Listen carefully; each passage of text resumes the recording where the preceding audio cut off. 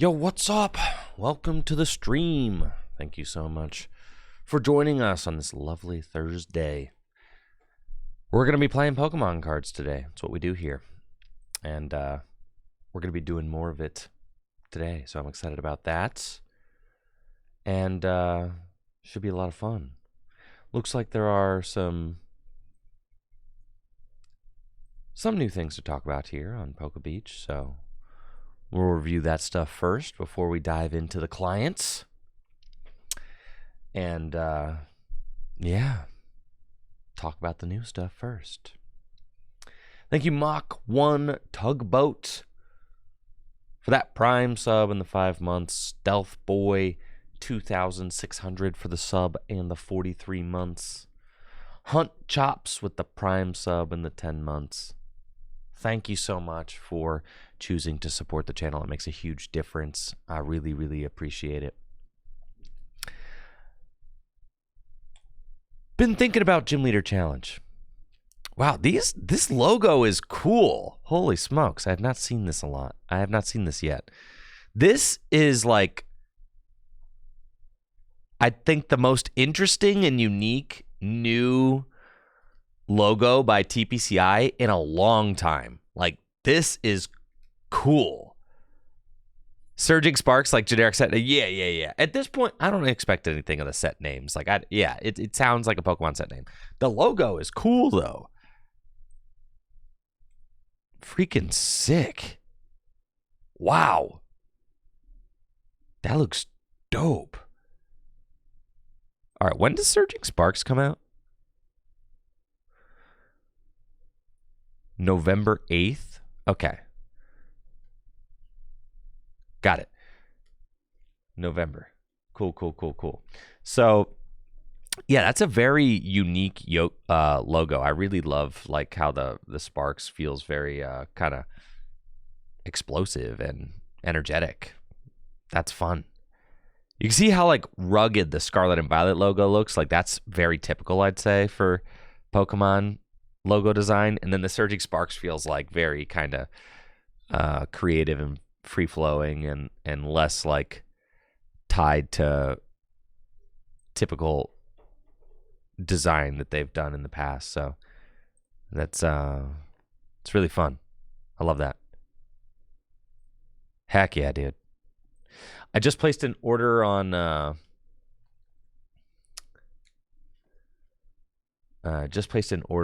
Plaza Japan for the Paradise Dragona set, which is going to make up some of this Surging Sparks set.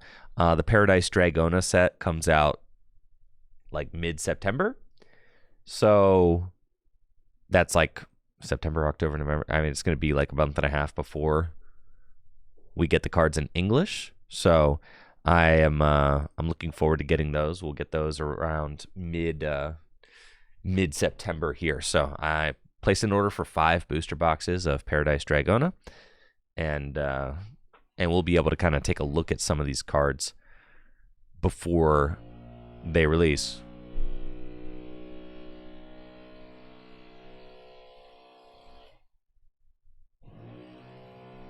Oh, baby. Sounds like there's some fun stuff going on here today. Man. I'm not sure that I'll be able to... Sheesh. Sounds like they got the chainsaw, like, right there. Well. I do apologize for that. You can use the !construction command if you want to kind of see what's going on. Obviously, if it gets to a point where things are, at a point where I really can't function, I will postpone or reschedule the stream. But that's crazy. It's not terribly bad. That's so wild. Like, you guys can obviously hear it. For me, it sounds like there's someone like drilling like right in my ear. That's nuts. Yeah. That's crazy. They're literally right behind me. So that's so sick. Yeah, I have a noise gate on. Dang, that's pretty goated, honestly. So, anyways, pardon the noise. I have a brand new studio being constructed directly behind me. I'm very curious about what they are about what they're doing back there. So I'll definitely go check, when the stream is all said and done. Anyways, there's this new promo, okay? And this new Magneton promo is pretty crazy. And I've been thinking a lot about Gym Leader Challenge and what our next moves for the Gym Leader Challenge, ban list are going to be. I wanted to wait until after the World Championships to make any updates, if there were going to be any updates. And I think that holy smokes. All right, I'm going to I got it. I can do it. Okay. I got to just, it's so crazy because it's like, it's going to be I can imagine. It's like trying to think and talk with like the crazy noise happening directly behind me. It's like, it's freaking nuts. But I think I can do it. All right. So I'm going to have to go hood mode though. All right.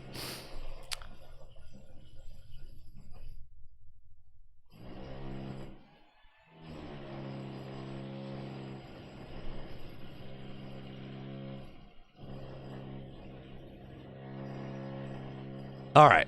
That's cool. It's cool. I can power through. Okay. No distract. It's so crazy. This is different. It's different.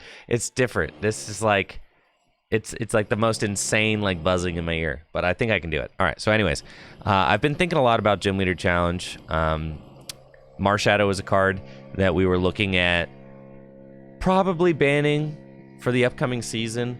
Marshadow is a card that's already banned in expanded format, and the way that the game design has been going lately, with the turn 1 supporter rule change being made, mostly so that you can't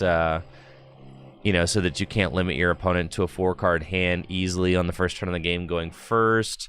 It's like it just kind of seemed like that was like a natural direction to take, especially with the Cleffa coming out for Psychic decks as well, where you can let loose your opponent to a 4-card hand and then use Grasping Draw to fill your hand to 7 cards. It just means that you can really easily bail yourself out of a dead hand and let loose your opponent to a 4-card hand before they have an opportunity to play the game at all or anything like that.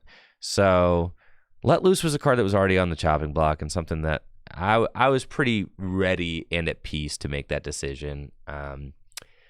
Let Loose has kind of run its course in Gym Leader Challenge, and I think it's fine time to just kind of say goodbye to it. It's a really cool card. I love Let Loose Marshadow. I enjoyed its time in Standard. I enjoyed its time in Gym Leader Challenge.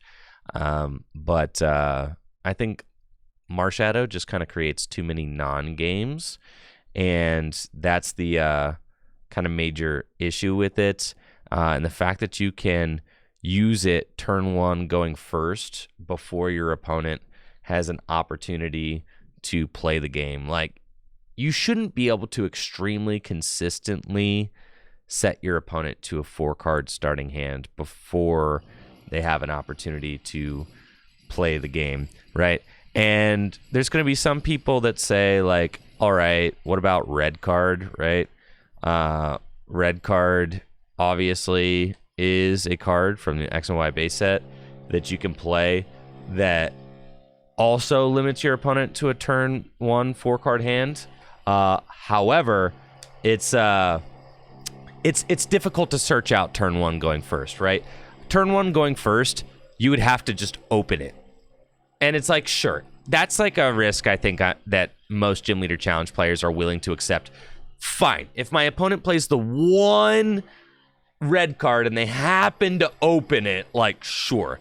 But the problem with Marshadow is that it's extremely searchable. You could search it with Mysterious Treasure, Quick Ball, Ultra Ball, Fog Crystal, any of the basic search cards, Level Ball, that get you a basic Pokemon, can search out Marshadow and turn that search card into a hand limiter for your opponent. So, and that's all. Those are all cards going first, and yeah. So I think like Marshadow's run its course, and I was kind of at peace and ready to ban Marshadow. I wanted to wait until the World Championships were over because there might be Gym Leader Challenge side events at the World Championships. I don't know if there were Gym Leader Challenge side events at the World Championships, by the way, because I didn't go and I didn't hear anything. So that'd be cool if there was. There were a lot of Gym Leader Challenge side events at the nice. Natalie's telling me that there were. Great. I didn't hear anything, so that's cool. There were a lot of Gym Leader Challenge side events at the World Championships in Yokohama, Japan. So really cool to see that. But anyways, I wanted to wait until after the World Championships because, people play Gym Leader Challenge at Worlds and they're going to be traveling from all over the world with their decks, and I didn't want there to be any confusion, especially along language barriers about a ban list change, before the World Championships. I wanted everybody... Worlds had 3 on the schedule and then pickup events. That's so sick. Yes, that's awesome. So yeah, there's a lot of that going on, and I wanted to wait until after Worlds to ban Marshadow because I didn't want people heading to Worlds and then figuring out that their card in their deck was banned or whatever. So that was something I wanted to wait on. And then the other card that is like on the Gym Leader Challenge chopping block right now is Amazing Raikou. And I love Amazing Raikou. I mean, Lightning is like one of my favorite decks in Gym Leader Challenge. But it's definitely a card that's like kind of on the watch list. And then there's the new Joltik coming out, which like kind of, was like kind of starting to like push things in a little bit more of like a problematic direction for the Amazing Raikou card. Thank you, TV Boy, for the sub and the 5 months. Appreciate you. Thanks for the support. So yeah, Joltik was a card coming out in our next sets that is starting to kind of make a bigger case for a Raikou ban, but I was still kind of on the fence about it. Like I wasn't really ready to pull the trigger on Raikou. Joltik has 30 hit points. It allows you to search your deck for up to 2 basic grass and 2 basic lightning energy. Attach them to your Pokemon in any way you like. So obviously, with lightning decks having options to use turn 1 battery charge and also TM turbo energize turn 1, you're just kind of increasing the likelihood of a turn 2 Raikou. And when you start thinking about like a ban list and Gym Leader Challenge, like I never ban a card just because of its power level, right? It's really like if the card is kind of too stifling for the format, and then that's just a judgment call. Like what's too stifling, right? Like what's too stifling for the format, right? We had to eventually ban Amazing Kyogre. That was like one of the first cards that really got banned that was an attacker, right? And Kyogre just ended up getting way too consistent in order to spread 80 damage to every Pokemon on your opponent's side of the board, which just is absolutely ridiculous. And when you think about Amazing Kyogre, like this amazing Surge attack was not designed to be an attack that was used in a format where there are no rule box Pokemon. This was an attack that was designed to be used against Pokemon V and Pokemon V Max, right? It came out during the Sword and Shield era. So 80 damage to an entire board of 330 hit point Pokemon V Max, like nobody cares. But especially in a format that has bench barrier. But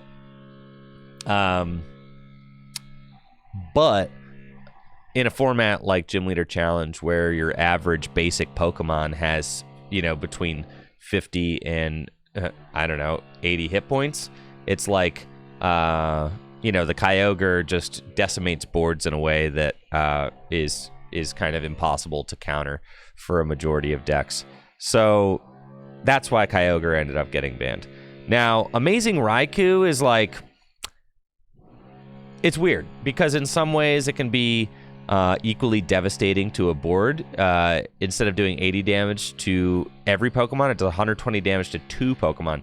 So Amazing Raikou has a little bit of boost in damage that allows it to target down 2 attackers at the same time. A lot of times you can knock out like an attacker your opponent's working on the bench, or a support Pokemon your opponent has on the bench, and an attacker in the active spot, especially with Muscle Band or Electro Power or something like that. So, Amazing Raikou can just decimate boards in a similar kind of way, taking out 2 targets at once. And the thing about Amazing Raikou, though, is it's just 2 prizes at once. And then, like, a lot of players make the comparison, like, okay, so like if that's too powerful, right? If it's too powerful for Amazing Raikou to consistently take out 2 threats at once on turn 2 of the game, then what about Guzzlord, who you can use TM Turbo Energize to power up and then double Colorless Energy, and then you're doing Red Banquet for 2 prizes, right? As well. So that's a question. And I don't feel like, in my heart of hearts, I don't think that Guzzlord deserves a ban. That's how I feel, right? But what I'm saying is that there are people who will make that comparison, right? And are like, well, if Amazing Raikou takes, 2 prizes on the second turn of the game, and Guzzlord can take 2 prizes on the second turn of the game and has more hit points, like, what's the big deal? Like, why is Raikou getting the hate where Guzzlord does not? So, like, as the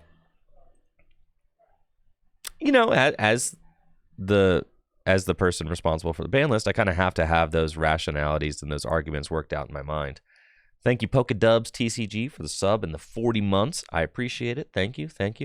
So the argument is that Guzzlord is easier to counter because it only targets 1 Pokemon, whereas Raikou can take out the active and what you're setting up on the bench at the same time, or it could take out the active and the support Pokemon at the same time. So Raikou is actually like a more devastating board wipe than Guzzlord, because Guzzlord, if you're building up 2 attackers, Guzzlord cannot take them both out, right? So Guzzlord is more fair because it gives you a chance to counter it by not taking out both threats, where like Amazing Raikou is just taking out both threats. It's taking out the threat and the setup, right? And that's more devastating to a board state. So these are thin margins, but it is the defense, right? That's the kind of that's the thing. And that could be the thing that pushes Raikou towards a ban where Guzzlord gets to stay. And that's kind of the hair splitting that we're doing right now. Thank you, Phoenix Nightmare, for that Prime sub and the 13 months. Appreciate it. Thank you. Thank you. And then, Raikou, but I still, with just the Joltik, I was still not 100% on banning Raikou. I was like, why don't you just let it kind of run rampant for a little while? Like let Raikou just kind of like be that guy for some time, right? Like, sure, why not? And just kind of like see what people cook. But now that we've also got this amazing looking Magneton on the way, by the way, God, I hope I pull this thing in my Japanese booster boxes. This card is nuts. And if I don't pull this Magneton in my Japanese booster boxes, I'm ordering one, 100%. This card, I think, is the straw that breaks the camel's back, right? So it's got the Overvolt Discharge ability. It says, once during your turn, you may attach up to 3 basic energy cards from your discard pile to your lightning Pokemon in any way you like, and then you knock out the Magneton. So this is like, it's funny because the parallels are just right here. Melodic was the card that was that was being used to power up Amazing Kyogre, right? Amazing Kyogre was being paired with Energy Grace. Energy Grace, same thing. Once during a turn, you can knock out this Pokemon, attach 3 energy cards from your discard pile to one of your Pokemon, not including Pokemon EX. So Melodic was being used, counter energy, and things like that.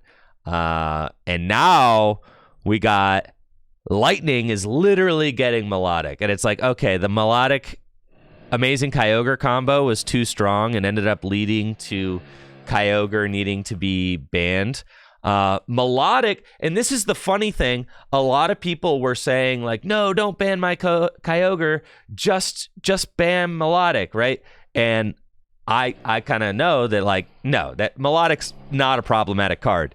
And as you can see in the Gym Leader Challenge format, without Kyogre, Melodic hardly sees any play. And if it does see play, it's healthy. And it's a fine card to have in the format. It's actually a very balanced card. What wasn't balanced is Amazing Kyogre in the format. So in the same way, the Magneton's balanced. It's fun. I think it's a really cool card and a really neat interaction for Lightning decks to have. I really like the Magneton, and I think that there's going to be a lot of very fun deck building that happens with the Magneton. However, we don't need like turn 2 blow up Magneton, Amazing Raikou. That just, I don't think, needs to be a thing that's like happening consistently in Gym Leader Challenge, right? I think in a similar way, it creates too many non-games, and it's going to be something that just doesn't really need to be a part of the format. So I was kind of dragging my feet. Thoughts on it being a Miraidon? Yes. This card goes amazing in Miraidon. Yes. Perfect in Miraidon. Oh, yeah. Miraidon is so back. 100%. Because it's like playing the Duskull in Miraidon, except way better. Instead of doing 10 extra damage, you get to bring 3 energy back. That's nuts. So, yeah. I think this is great. Yeah, you can go for a big Raichu VKO at the end of the game. Awesome. I think the Magneton is going to be good in the same way that like Duskull, Dusknoir, Dusclops are pretty good. I think this, like a 1/1 Magneton line, is just going to be so sick in standard format as well. I think that's going to go crazy. So, I love this. I love this card. I love this artwork. Raging Bolt too. Yep. 100%. I think it's going to be an amazing card, and it's going to be a lot of fun to play with. But I do think that for Gym Leader Challenge, it probably just is signaling that it's time for Amazing Raikou to go. And I was holding off and kind of dragging my feet on the Let Loose Marshadow ban, because if I was going to ban Marshadow and Raikou, I wanted to ban them at the same time. I didn't want to ban Marshadow and then like 4 weeks later ban Raikou, because then you get like people are like, man, he just keeps banning cards. This is so annoying, right? So like I didn't really want to deal with that. So yo, what's up, Phased Angel? Welcome. Getting into TCG Live, any tips? Yes. You're going to want a lot of celebrations codes and to open those. I think Trust Your Pilot has a great video on starting TCG Live, getting started on your TCG Live journey. If anyone wants to link that in the chat.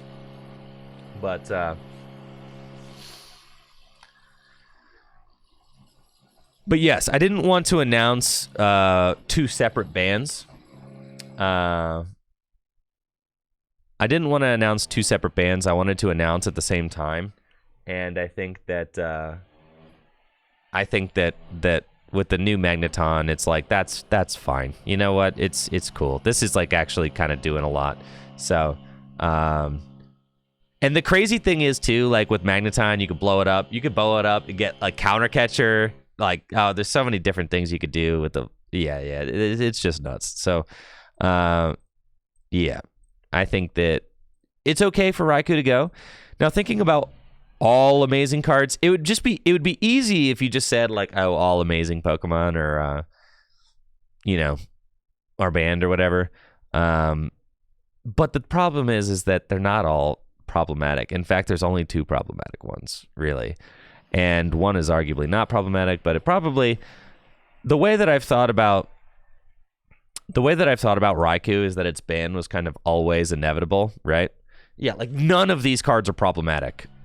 Not a single one, except for Kyogre and Raikou. The ones that spread damage, right? Everyone else is fine. Even the Reshiram that does 270 is funny. Like, that's cool, right? That's just, like, really cool. 270 for 3, that's freaking sick. The Jirachi, that card's good. It's cool. It can accelerate 7 energy into play. That's really fun. Having the ability that's consistency, works with U-turn board, that's fun. So,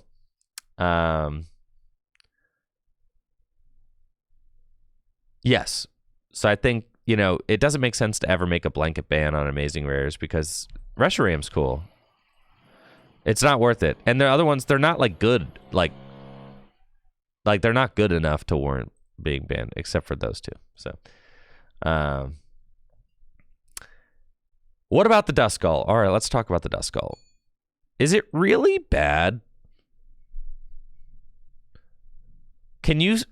Are you realistically pulling off Dusclops twice? Are you realistically doing that? Like, without Let Loose Marshadow, keep in mind. Without Let Loose Marshadow, realistically, 2 turn 1 Clops. I don't care if you do 50 damage turn 1 going first. That's fine. Whatever. Miss Magius, Duststone. You really think people are building Psychic Donk? Of course it's hard, but not impossible. You really so you're going to build your entire Psychic deck around trying to donk your opponent going first. And you think that's going to be a successful deck that does well at tournaments? No.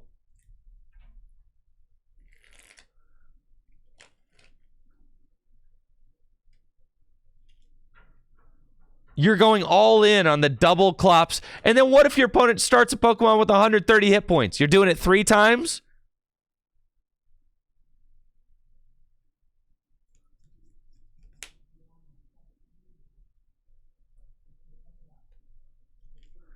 Lucid said, some guy from nowhere showed up to my league and donked everyone. He did it to me 3 times when I started a 120 hit point Wilmer.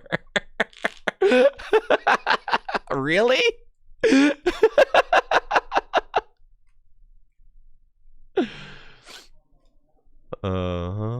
Really? Well, they also had access to Let Loose, I guess.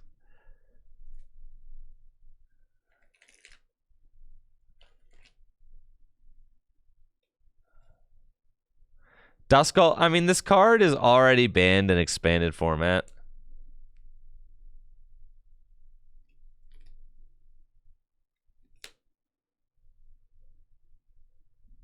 Shouldn't the chance of losing the game without taking the turn be worth banning on its own? Yeah. Yeah. Yeah, you're right. All right, fine. Will I be doing a write-up? Of course I will. I never ban anything without doing a write-up. Yeah. Yes, of course, of course. All right, I think that the Duskull does make sense, yeah. Craig, really? You were the only Duskull defender I had, so all right, fine. Yeah, turn 0 wins aren't fun. I agree. Okay. Then we'll make it a 3-piece. Marshadow, Raikou, and Duskull.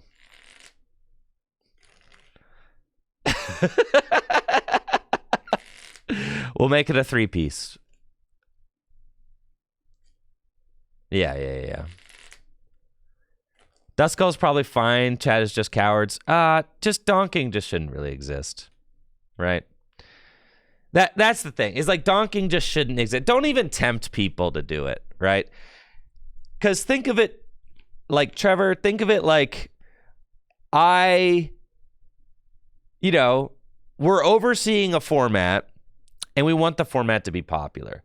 The way the format's popular is if people have fun. If people ever get donked, even if it's like a slightly low chance, if people ever get donked and if there's a narrative going around about people getting turn one wins, that's going to make the format less appealing to players, right? So like I am like, I'm willing to like just lay the hammer on the Duskull, even if it's like maybe on the borderline of like being well,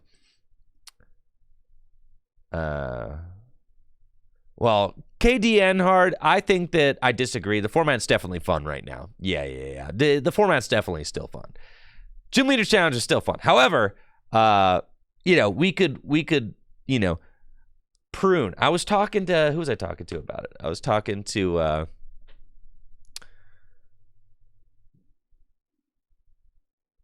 and I was talking to Cole about it yesterday. And I think of Gym Leader Challenge like a tree, right? It's like a tree and it's growing, and it's great to watch it grow. And then as you see things start to grow in directions that maybe don't look the best, then you prune it, right? And you keep the tree growing nice, and you slowly prune the edges until it grows into something that is wonderful to enjoy. So, I never really want to go in with the. You never really want to go in with the chainsaw, right? Yeah, you're pruning a bonsai tree. Exactly, Dave. Exactly, right. It's like pruning a bonsai tree.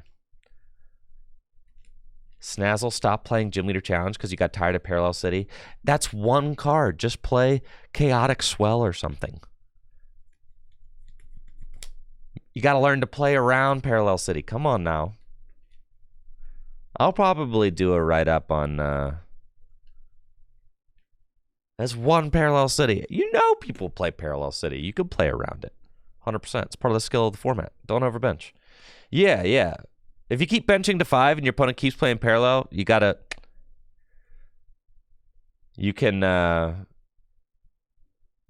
also play your own Parallel. You can play Chaotic Swell. I love Chaotic Swell in my water deck.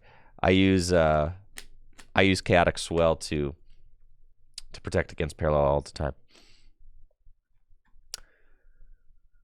Anyways, all right. It sounds like we're probably going to do a 3-piece band. It's probably going to be Amazing Raikou. And by probably, I mean I'll just say I'm tired of dragging my feet on it. We'll just make it happen. I hate banning cards. I do. I hate banning cards. I really like to let the format just play out. But I think it's time. It's going to be Marshadow. It's going to be Duskull. And it's going to be Amazing Raikou. It's going to be those 3. Bam, bam, bam. Those 3 are going. I will do the write-up probably this weekend or even today maybe if I'm feeling frisky. There we go. I'll do the write-up, and then when should we enact it? We'll enact definitely Duskull, and Marshadow will be enacted probably by the end of the month, I would say. And we'll probably just make them all active at the end of the month, I'll say. So for like September 1st, all of them go into effect. I think that makes sense. Set it all for Stellar Crowns release.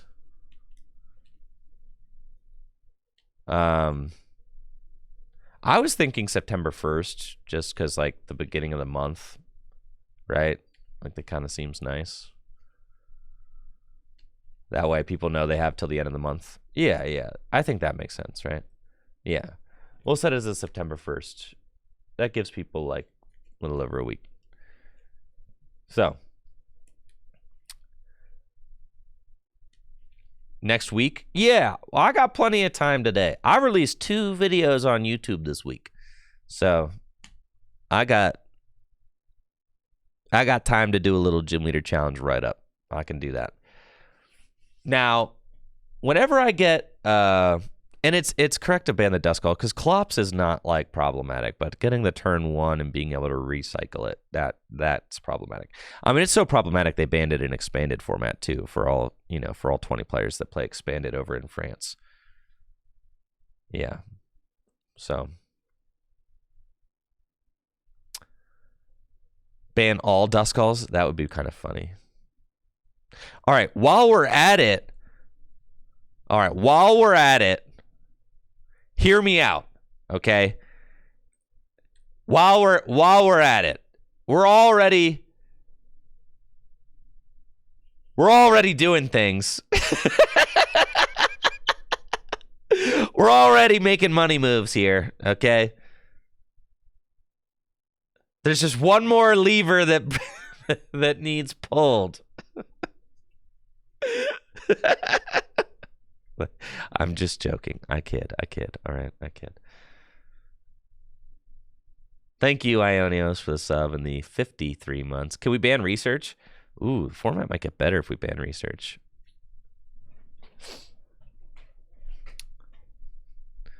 All right, yeah. What if you just ban research? What if you banned like all? What if you banned all supporter cards that draw more than 6 cards?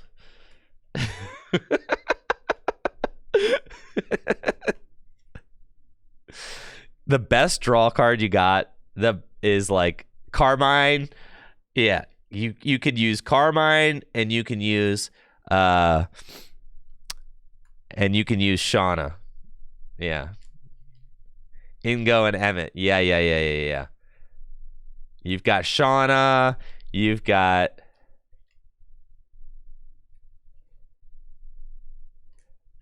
I actually am like... Nah, I don't even think that makes the format better in any kind of way. Yeah, Cynthia's out. Sorry. If it draws more than 6 cards, out. Tate and Liza, insane value. You could play Shauna, Youngster, and Tate and Liza. Yeah.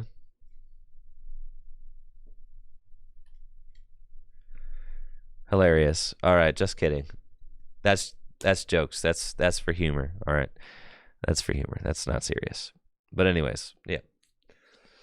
We got a 3-piece. Not Guzzlord. Guzzlord stays.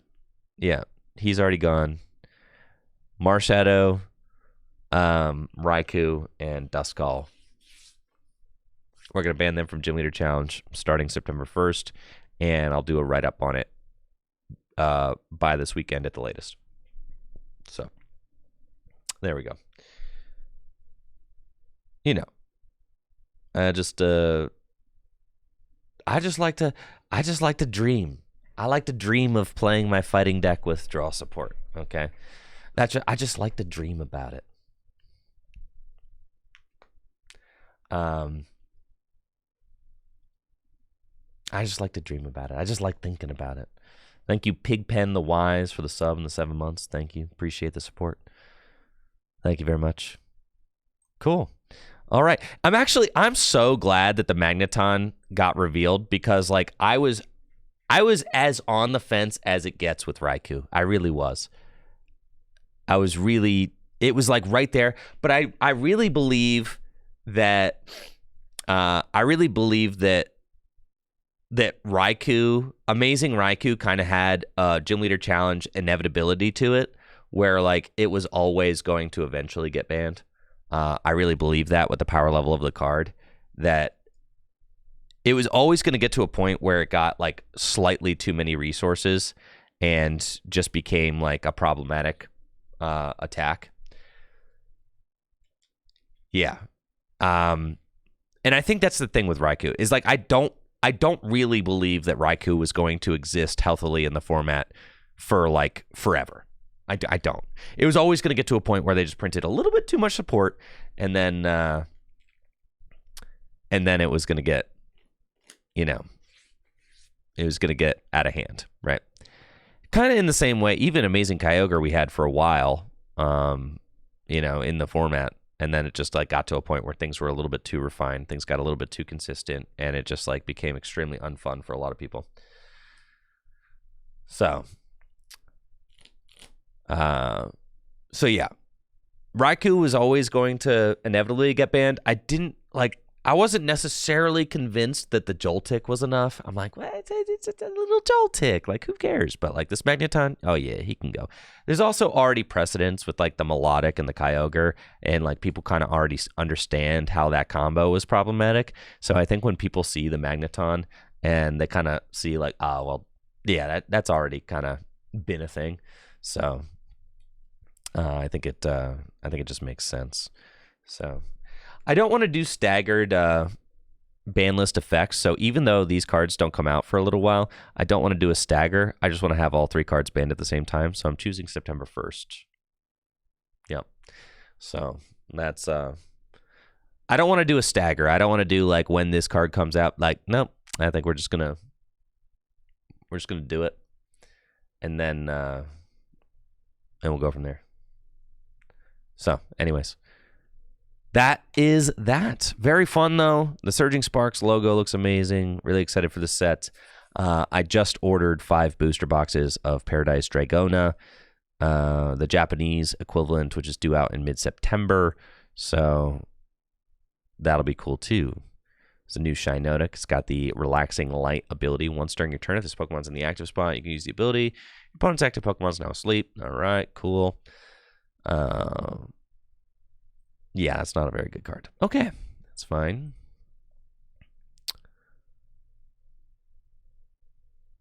All right. All right. That looks like it. It's very cool.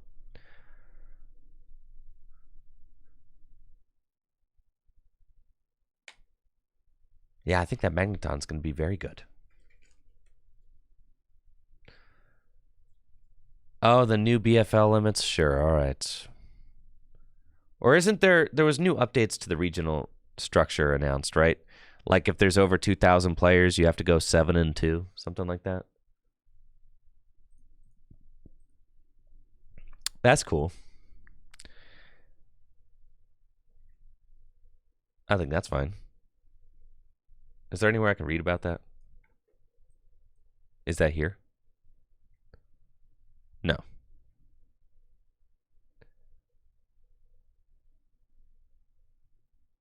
Two more North American regionals announced. Where can I find those? The Pokemon website? All right, don't mind if I do.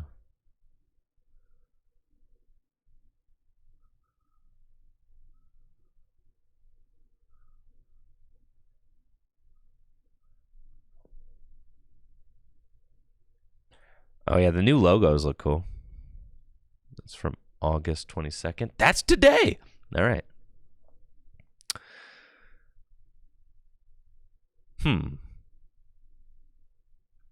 Thank you, guys. All right.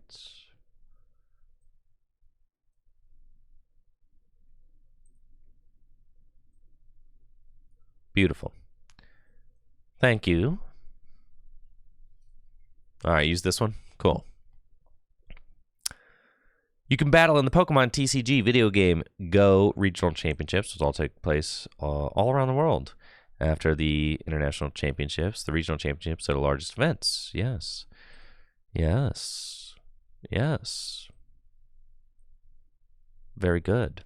All right, the regional and special championship schedule. Okay, we got Baltimore. I will not be in attendance at Baltimore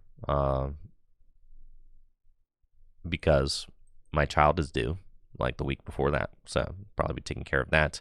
However, there is like an outside possibility that like if Full Grip ends up vending and like we have too many people not able to go, there's an outside possibility that I may step up to the plate and help Full Grip vend that event if they need me. That's like the one kind of caveat. Like if Full Grip needs me, I'll rise to the occasion and I'll step in to help vend, but only if necessary. They would never ask me to do that, but like sometimes if things are really crunched and there's like a, sometimes if things are really crunched, especially since Natalie is going to be out, I'll offer my services if they need me. So like they never ask me to vend, but I'll offer it if they need it. So stay home, I know, but like the shop helps support our family, right? I don't want to do it, but like I'm just saying I doubt my boss will even I doubt my boss will even let me, right? I'm just saying like if enough people don't step up to the plate, like, the shop supports our family, so like it's just part of the deal. But it shouldn't be a problem. But Natalie's going to be out. Usually she works events. Like I'm just saying, if you do see me there, that would be the only reason, and it's because basically there was an emergency and there wasn't enough people to fill shoes at the booth. That would be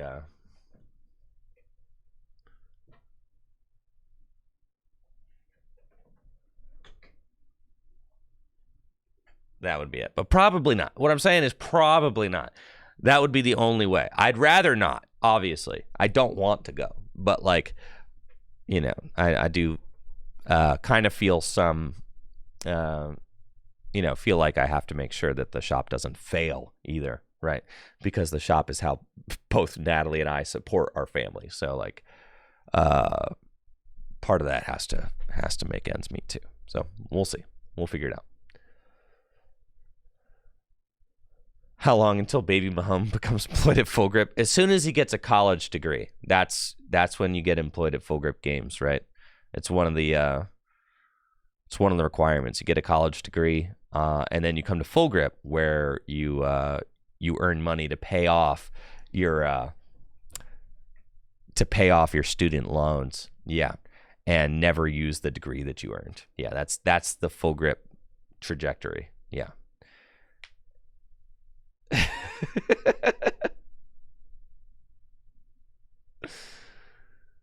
Kentucky, October. Probably skipping out on these first couple. I'll probably go to Toronto. Will be like my event that I go to. Is what I'm thinking. Looks like we also have Vancouver announced. That's cool. In Milwaukee.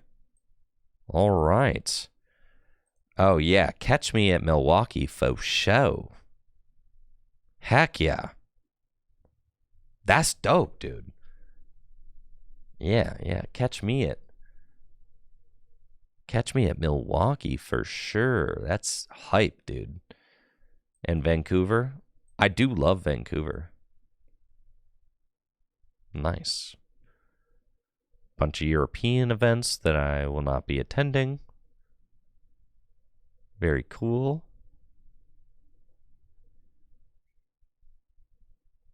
Latin American events. Wow. That is a lot. Fantastic.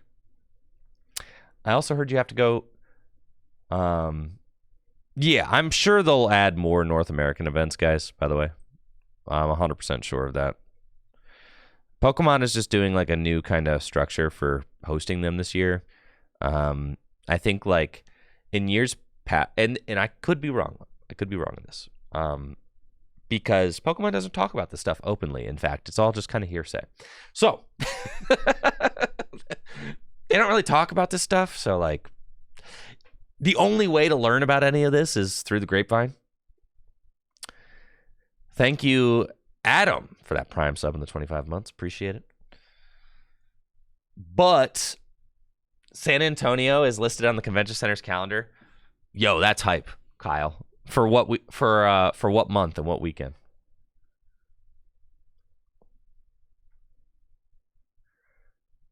Probably, I imagine, this spring or summer. Um, Mid-January. Cool. That actually makes sense. Yeah. So, yes, the organization, I think, of the regional championships is happening a little bit differently this year. In years past, you had tournament organizers basically make bids on hosting regionals, and TPCI would like approve them, right? So, and if someone knows better than me on this, feel free to correct me if I'm wrong. But from my understanding, for regional championships in years past, tournament organizers like Day 2 events and businesses like that would make bids on events that they wanted to host, and TPCI would approve them or deny them, right? And approve them for events, and then the tournament organizers would have to like book the book the convention hall, book the date, and organize all of that, right? And basically host the event. And TPCI would produce the event. TPCI would produce the stream of the event and offer up the prizing. And that was kind of like what they did. But the tournament organizers kind of handled mostly everything else. And that is why you got into a lot of situations where tournament organizers weren't able to book event halls that were big enough for demand, because you're asking these businesses to take risks, right? By booking an event hall that could host 5,000 players, right? They weren't willing to take those risks to get event halls big enough, because if not enough people end up signing up, then they get burned on the back end by basically overbooking, right? So you had basically tournament organizers trying to predict how many signups they would have, and basically try to book the smallest event hall possible, right, to save them the most amount of money. Thank you, Sarmakis, for the sub and the 23 months. My understanding now is that TPCI has taken over all of the regional championships now, and instead of event organizers picking the city and picking the convention center and booking it themselves, now TPCI is doing that, and they are choosing the cities, and they are choosing the event halls, and they are booking the weekends, and they are booking the event halls and the conventions, right? So now, since TPCI is putting up the money to book the event halls, we should have less issues with people not being able to register for events, because TPCI is willing to take the risk in booking bigger event halls to produce bigger events, because they are a much bigger company than any of the tournament organizers that they were having host events in the past. So my understanding is that TPCI is now booking the halls and is now booking the weekends, and now is organizing all of them, and that TPCI has hired the company that produces Gen Con. Is it Gaming Gen? Is that the name of the company? My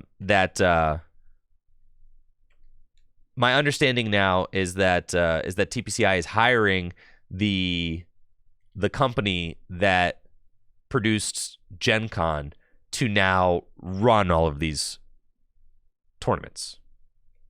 Is it Pastimes? I don't know. I heard it was the people that do Gen Con. That's what I heard. And like I said, all this is through the grapevine, so I don't really know, because this stuff isn't put out there. So like, this is just what I've heard.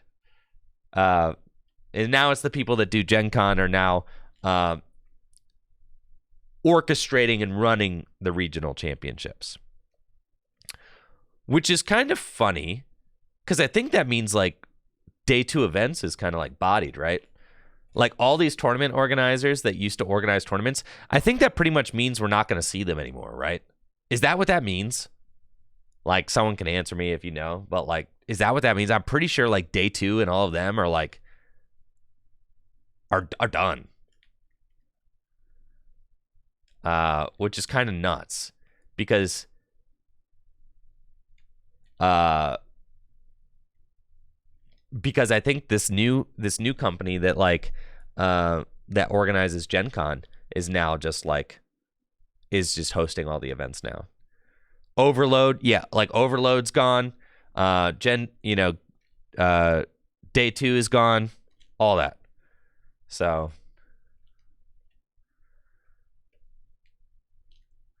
Team Northwest is done. Yeah. Yes, I'm sure those people will still staff events, but what I'm saying is that them from a business perspective, like these businesses, all of these were businesses, like Overload events, Day 2 events, Team Northwest, all that. Right? Like all those businesses now are no longer going to be contracted to work the regional championships, I think. So that's interesting. Yeah, and apparently vendor applications for Baltimore just went out like 2 days ago. So vendors are scrambling to fill out their applications for the Baltimore Regional Championships and make plans to attend. And vendors were kept completely in the dark about whether or not they were even going to be invited to vend the Baltimore Regional Championships until this week. So Stealth Boy says staff and judge applications were really late as well. Staff apps just closed Monday for Baltimore. Yeah, crazy, right? Absolutely crazy. So, whoopee. Yes, we have a lot of things shaking and moving right now in the Pokemon TCG circuit. I am hopeful, and I'm hopeful that these new structural changes will end up. Thank you, Will, for that sub in the 32 months. Appreciate you. Thanks for the support. I'm hopeful that that these changes will all be immensely positive. I mean, it seems to me like TPCI is just like investing very heavily in their organized play, in the regional championship structure, in their play Pokemon structure. I mean, like, I'm really hopeful that these changes are going to end up being for the best. And I'm really hopeful that by streamlining the regional championship experience, that you should get things that are more by having the same company organize all the regional championships, and by having TPCI be directly involved with picking the location in the convention centers. I think the idea is that the entire experience should be streamlined. I know in years past, if you went to like a West Coast regional, maybe not, you weren't having the same experience that you might have at like a Day 2 regional or something like that. So I know that, even from my own experience, I know that those experiences were not consistent. Like, for instance, playing inside events at a West Coast regional is like terrible. And I don't mean to like drag anybody down, but I had a pretty terrible experience playing inside events, at many West Coast regionals. But playing in the side events at a Day 2 event was incredible. And I feel like they organized their side events really well. So there was certainly like discrepancy between how things were being run. So it's just, yeah. I'm excited to see kind of everything be unified so that you can expect that consistent Pokemon experience no matter what regional championship you attend. And I think that all of these decisions that they're making are kind of making it so that that's going to be the experience that we all have. So that's kind of my thought with that. Very cool. I also heard you gotta, if there's over 2,000 players at a tournament, you gotta go 7-2 now. Great. No more IDing, guys.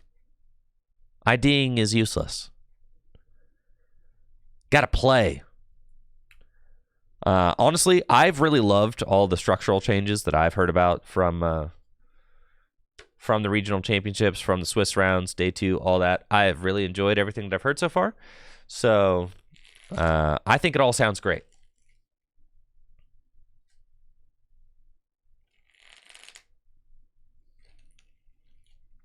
Sounds wonderful.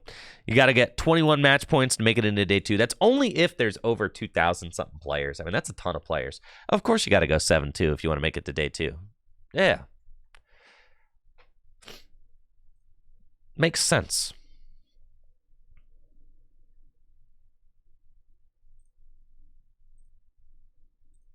All right, what you guys want to do today? You want to play Charizard? You want to continue to break Grass Box? All right, I was thinking that Grass Box is going to be nuts. As soon as they release that Area Zero Underdepth Stadium, Grass Box is going to go crazy. I'm going to have Jesse on stream next week.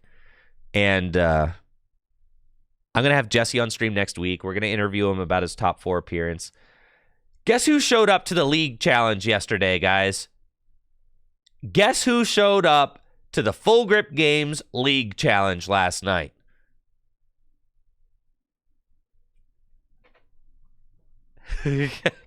Guess who showed up, bro?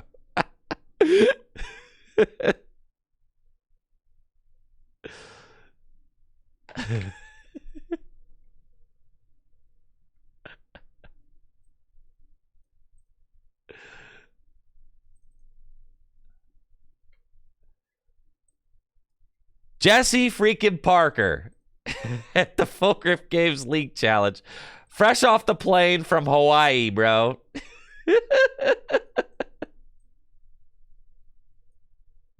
The grind does not stop. The grind never stops, bro. Yeah. The grind never stops, bro. I asked him, what the heck are you doing at our league challenge, Jesse? Didn't you already get your invite, dude? He's like, yeah, man. Got a test for Baltimore. He's locked in. He is locked in. He's locked in, bro. He's got to get those reps in for Baltimore. That's right. Those of you attending Baltimore, watch out. He is not resting on his laurels. He's coming out swinging. 2025. Taking no prisoners. Yeah, absolutely crazy. So anyways, I'm going to have Jesse on stream Wednesday, so 6 days from now. And I'm going to interview him, and we're going to talk about his top 4 appearance. After I'm done asking my interview questions, I'll kind of open up the floor for an AMA if anybody wants to like ask him anything particular that I kind of missed out on during my interview.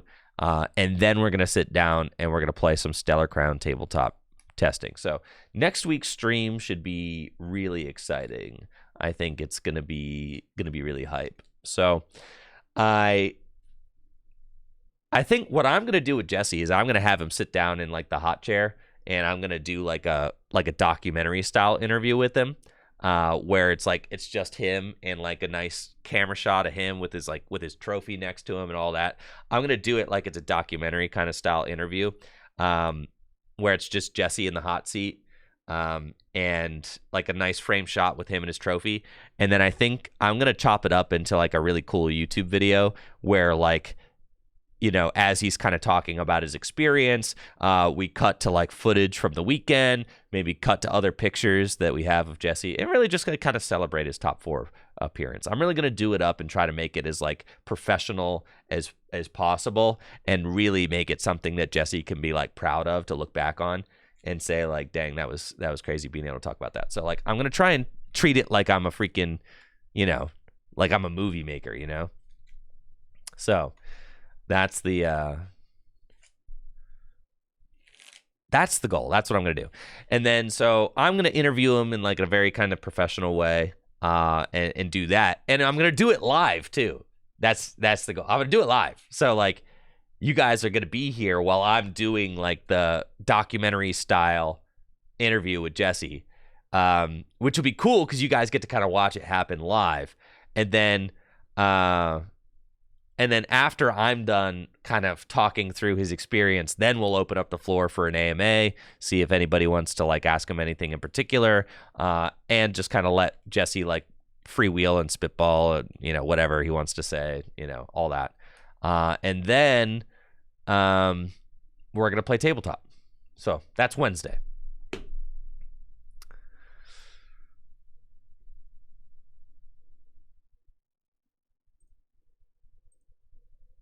All right, cool. Yeah, let's build decks now.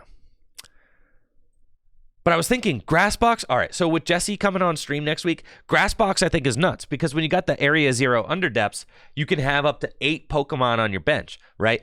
And all you have to do is have the Teal Mask Ogerpon. So you can have a couple of Teal Mask Ogerpon, you can have 4 Iron Crown EX, and all your support Pokemon that you need, and you'll have bench space for all of it. So I think that's going to be insane. All you need is the Area 0 Underdepth Stadium, and you could be doing Iron Leaps. And then, honestly, you could also play the, like, if you wanted to, you could play the Turtle, too. You know, if you play a couple Energy Switch, you could play the Turtle, and you could do a lot of damage with the Turtle, too. Might not be worth it, but you could. What if they collapse Stadium you? Then you discard all of your extracurricular Pokemon, like, you know, Squawkabilly, maybe an Iron Crown or 2, and then you put them back in the deck and you just do it again.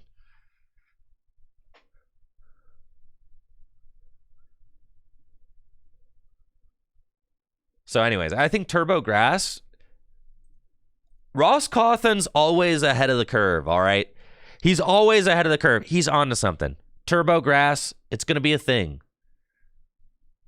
I'm just saying. Now, what do we want for stream today? What's the culture feeling?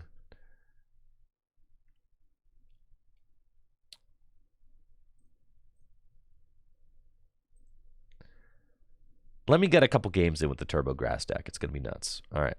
One game. If we lose, I'm done. But if I win, then I keep going.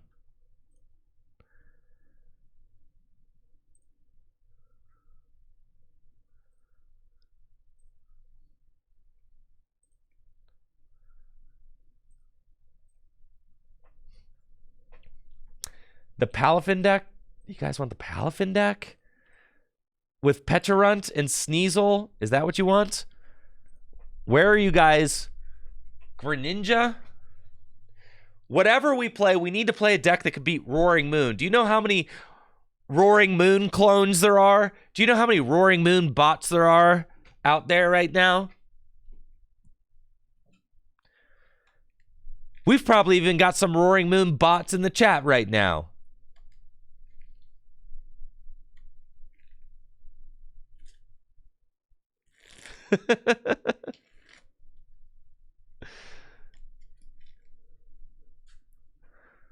All right. Yeah, you're right. We should actually play.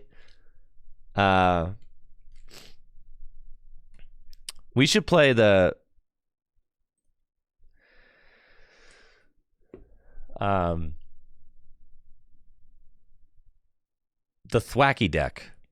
Yeah. We should play that. That deck probably destroys Roaring Moon.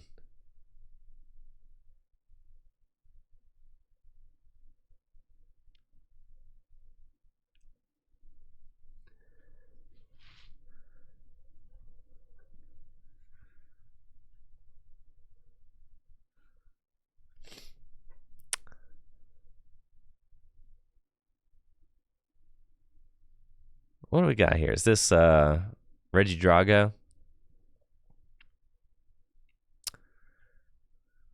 Probably.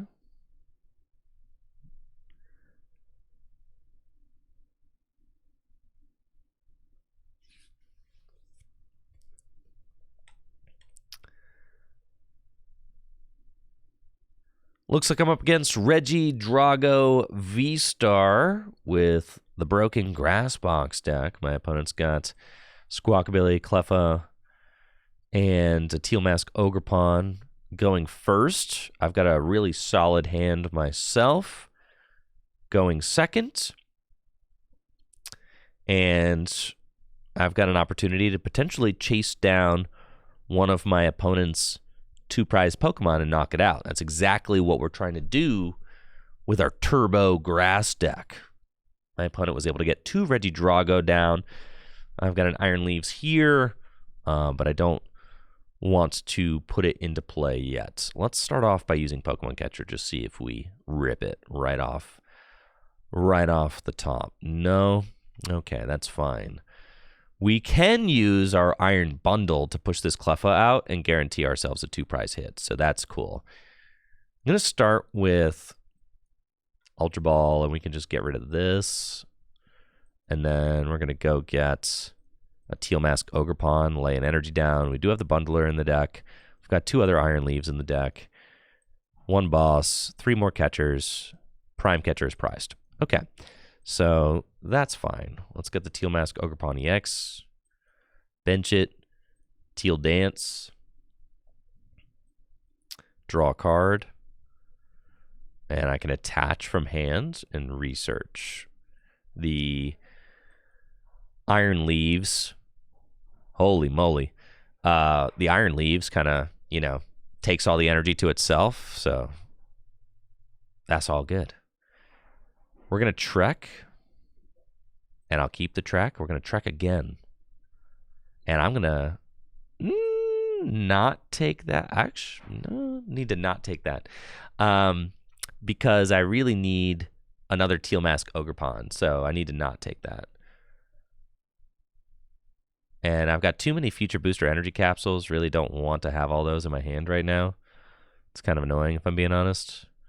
But if I can chase down the Squawkabilly, that'd be great. 3 Catcher Tails, that really hurts. Not gonna lie, I really wish one of those was a heads. That'd be fantastic. But looks like I am not so lucky. So we're gonna Super Rod that back in and put the Squawk down, and we're squawking in season. Let's go. Okay. So now I need to draw into an out to, I need like way more basic Pokemon than what I've got right here. I can Nest Ball for a Teal Mask Ogerpon, but I can't like draw into the cards that I need in order to get a turn 1 knockout on one of my opponent's bench Pokemon. Because all I can do is get the Teal Mask and then Teal Dance, and then like if I find an out to Iron Leaves here, like then I could potentially attack, but it wouldn't be worth it. All right, I'm gonna put down the Iron Crown and just retreat into Squawk and pass. That's what I got. Sad. Man, it's messed up, man. It's messed up. Why is my Grass Box deck not working? What the heck, dude? There's a Blissey in there. Their deck's still working, and they got a Blissey.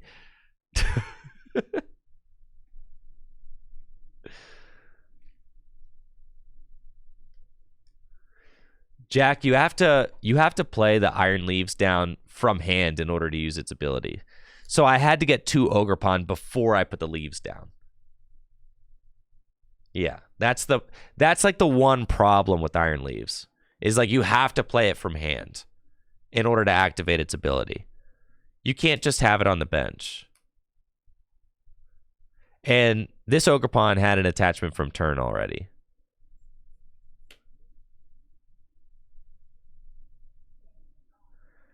And I've seen like all 4 of my future booster energy capsules now. Well, 3 of them, I guess.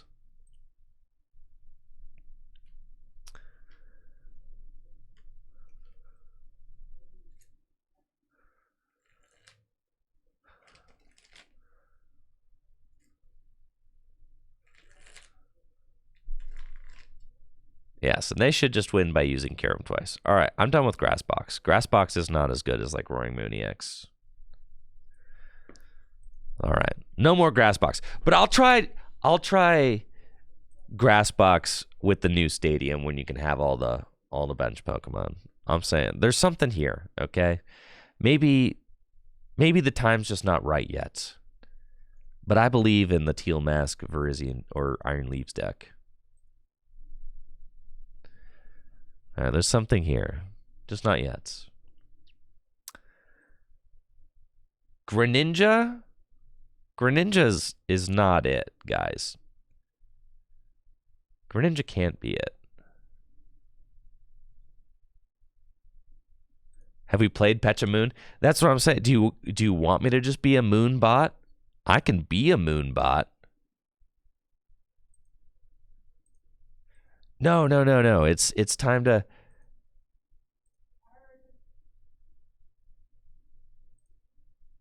build a new deck.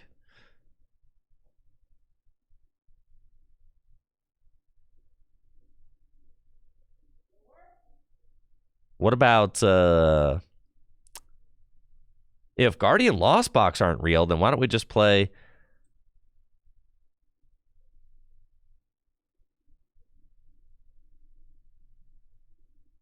the Wings?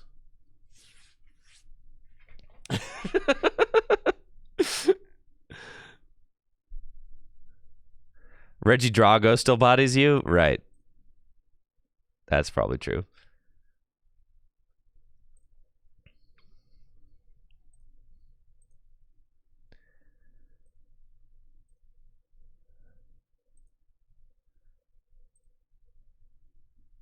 Diplin's Paradise?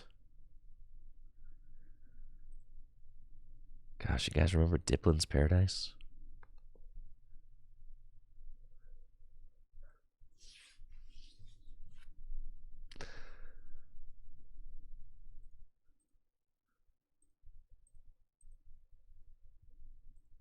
Want Wings to not be garbage? I'm pretty sure Wings cannot be garbage. You just got to put 2 Manaphy. Easy.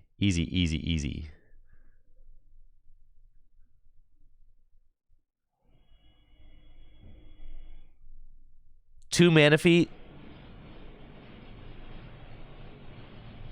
They can't get both of them if you play 2.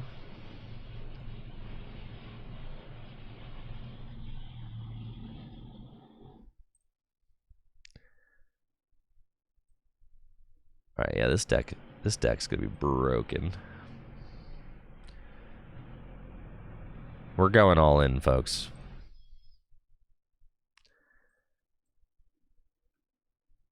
God, yeah, this is gonna be so sick.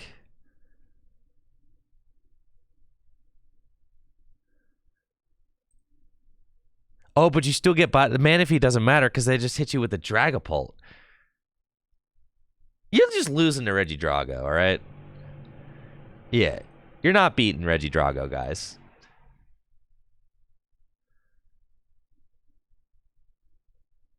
Two Rabsca? That is not it.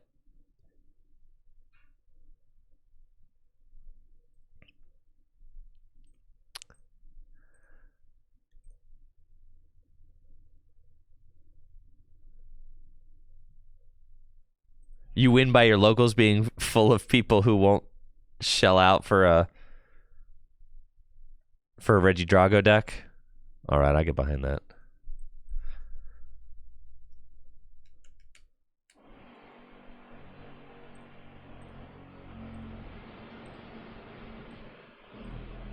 The Wings.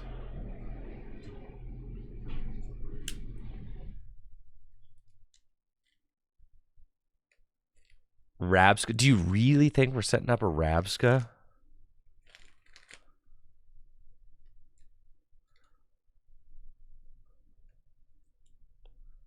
You really think so?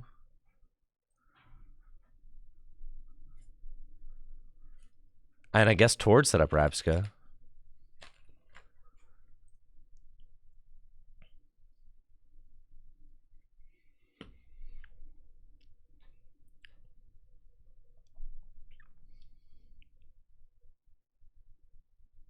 All right, let's predict on this. Yeah, Tord has Team Evo. That's true.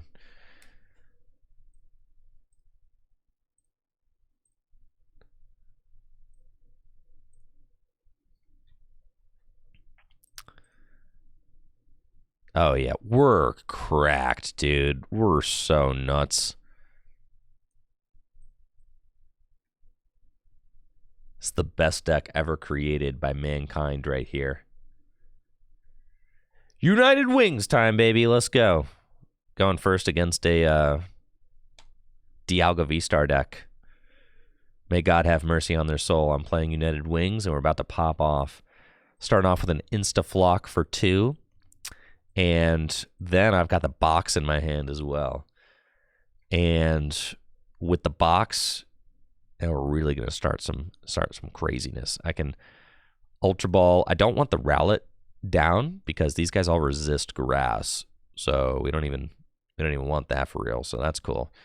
Yeah, we're going to Secret Box here and get a whole bunch of stuff with the Secret Box. With the Secret Box, I already got Carmine. That's fine. I know that there's Pokemon in my prizes, so I can take Kasui and Heavy Ball. Tool card, I'll take the board. I'll take the Pokestop. And I don't even want a supporter because I've already got the Carmine in my hand. So I'm going to do that. And there's not a supporter that I want to thin out of the deck. So we'll take these. And then I'm going to Hisui and Heavy Ball. And we're going to go get the Flamigo that's over here. Ooh, Pheasantipity 2. That's fine. We're playing 2 Hisui and Heavy Ball, so I can get the Flamigo later. We'll grab that Slacker right there. And then I'm going to Ultra Ball away these fellas right here. And we're going to go get another Pokemon to put into the discard pile. We're going to get Wattrel. And then I'll put the rescue board there. Darkness Energy here. Pokestop there. And Carmine, let's go. 5 new cards. Oh, baby. That's what's up. Pokestop. Let it rip. Beautiful. Great Ball. Thank you. Take that. Ultra Ball away Dartrix and Murkrow. I don't even want to Squawk for real. I don't even need to. I got Research. We're chilling. Okay. And then I will Ultra Ball just for another Wattrel. And pass. See what my opponent does. I've got 3, 4, 5, 6 wingers down right now. And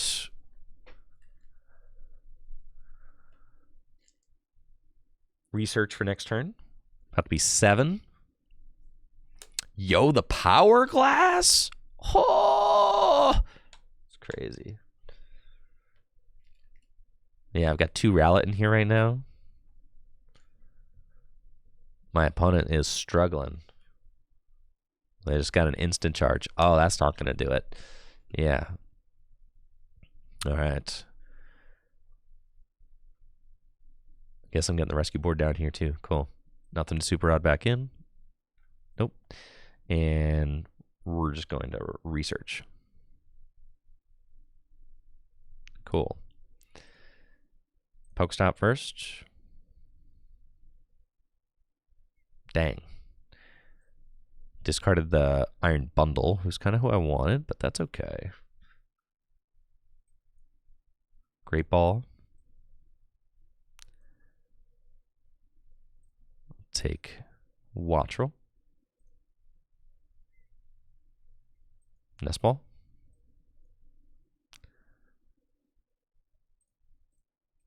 Don't even want him down for real.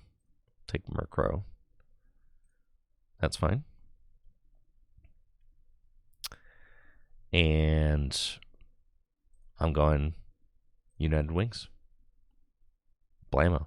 I should have attached double turbo to Flamigo here. Counter catcher. Not going to be needing that this game. That's for sure.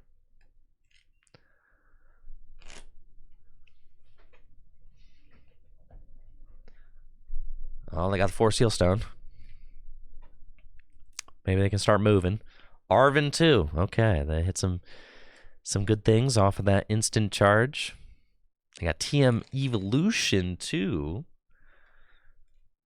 Buddy Poffin. What are we grabbing here? More Beldoms. Okay, Beldum and a Scyther. Yeah, that Scizor is not going to be doing much for you, my friend. No, it is not.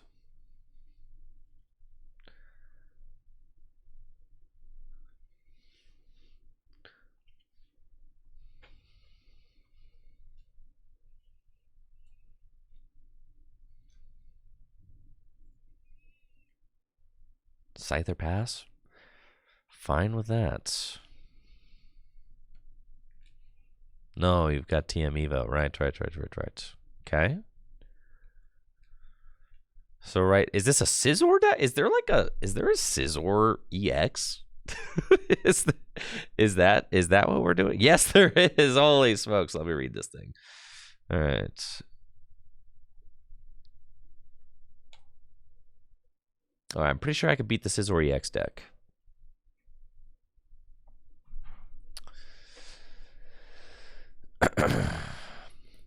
Okay. Nice. More boss. Let's play Pokestop. Wonderful. Heavy ball. Get the Fez. Great ball. Get a Dartrix. Energy there. Fez down. United Wings for 160.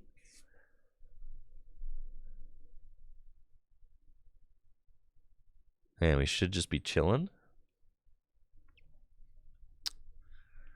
And Carmine 2 boss. I do have a Palpad in the deck as well.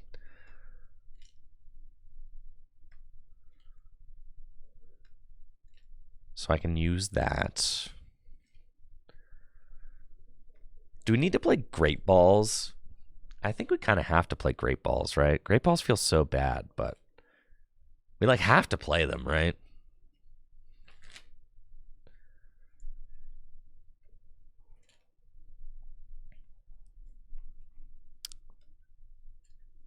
This deck so desperately wants Quick Ball.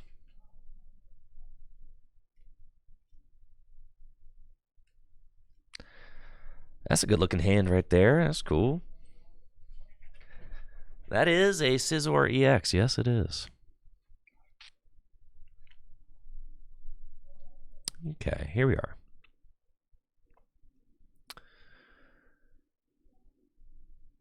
Okay, we're going to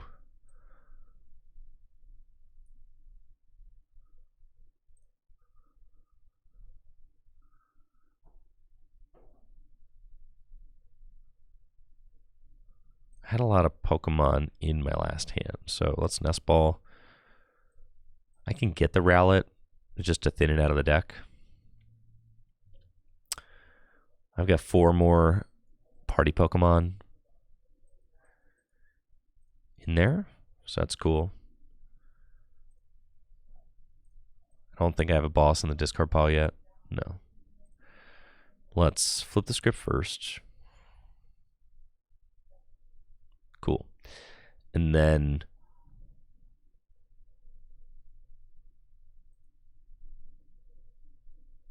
Pokestop. All right, we hit a boss. So then I've got 1, 2, 3, 4, 5, 6, 7, 8, 9, 10. Cool. So with 10, I can boss up the Mew and knock it out. So we'll do that.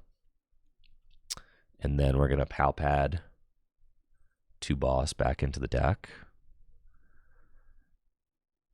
And Super Rod, the bundle, and 2 Darkness Energy back into the deck.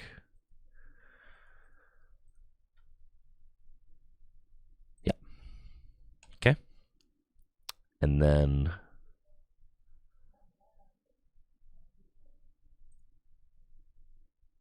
United Wings for 180. Blammo. Let's go. Broken deck. No, I'm not playing Stretcher. I'm playing 2 Rod. I like Rod better than Stretcher. Because it keeps you from decking out.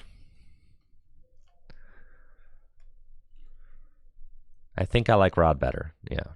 You get a lot for 2 deck spots, you get way more value out of Rod than Stretcher, I think. But I don't know. Maybe I'm wrong on that.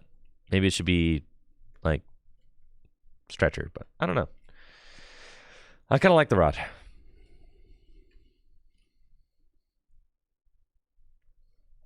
Because if you have these like weird discards where you have to just discard too many energy,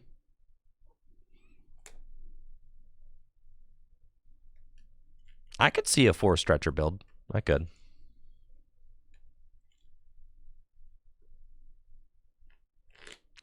Exactly. That's kind of what I'm thinking, Kevin. We play so many balls, right?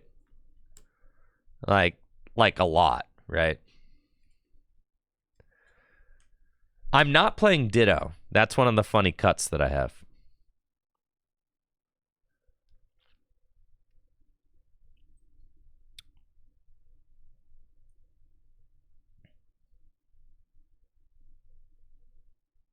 Because I don't really think that you need to play Ditto.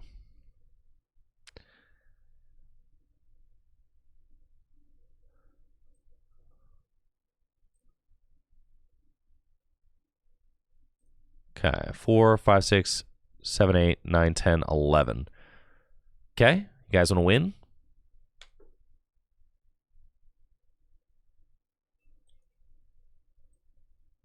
GG's.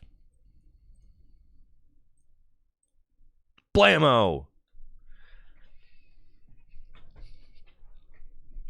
Let's freaking go.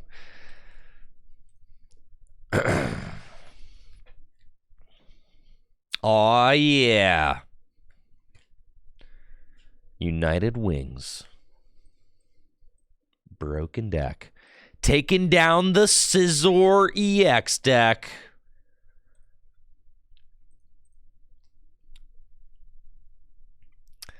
I don't think that you need Ditto. I think like with some careful play, you don't even need him for real. I would only play 1 Ditto.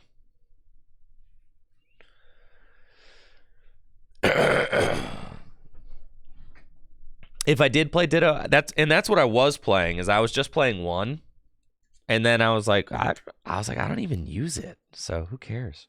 It's not like I ever used Ditto and was like doing 320 damage. Like that never happens, right?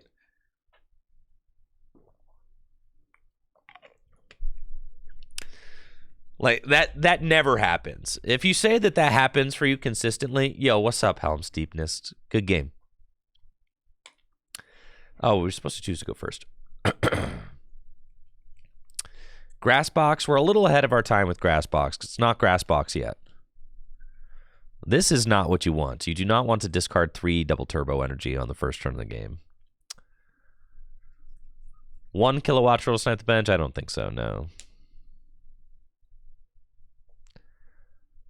I was supposed to go first. Sad.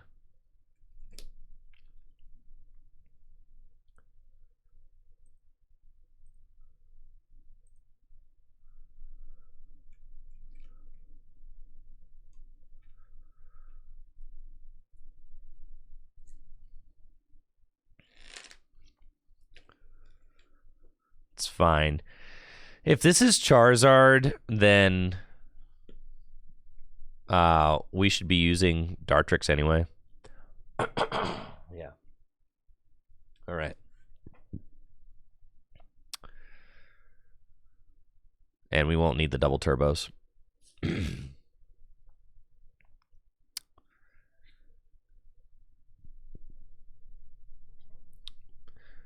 Looks like I'm playing against Charizard with the very cool United Wings deck. Unfortunately, it looks like I may have to discard 3 double turbo in my opening hand, which is not something that I'm necessarily excited about, but it's possible I could make use of one of those double turbos. I can Ultra Ball away. I mean, we know we're discarding these, so I can Ultra Ball away too. and I could insta-flock, right?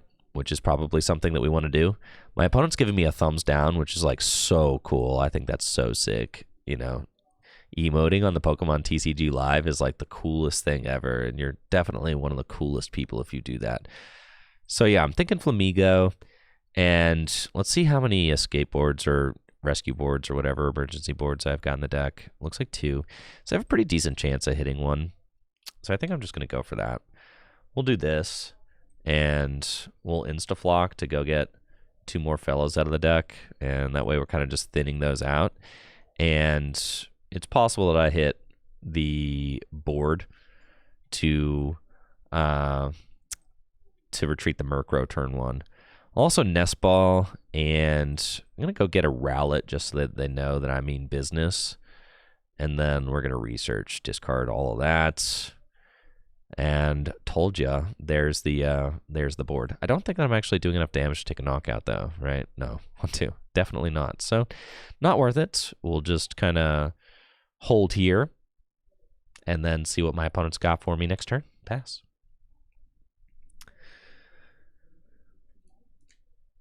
And now I've got 2 Rowlet down. So, if they come up with Charizard, I'm probably not ramping to, you know, 1-hit KO on the Charizard next turn. I've only got 2 Pokemon, but they don't have squat. That's right. All right, let's go. Party time. We can Great Ball and take one of our many Wattrel that we see. Rescue board there. Rescue board on a Rowlet. Rescue board on Flamigo. That's fine. Energy to Murkrow and Carmine. And now we've got, oh baby, 3 in the discard pile. Still not taking a knockout. That's fine. God forbid we find any Ultra Ball. Still United Wings for 60, kind of broken. That's fine. Slow and steady, folks. Slow and steady wins the race. This is exactly where we want to be.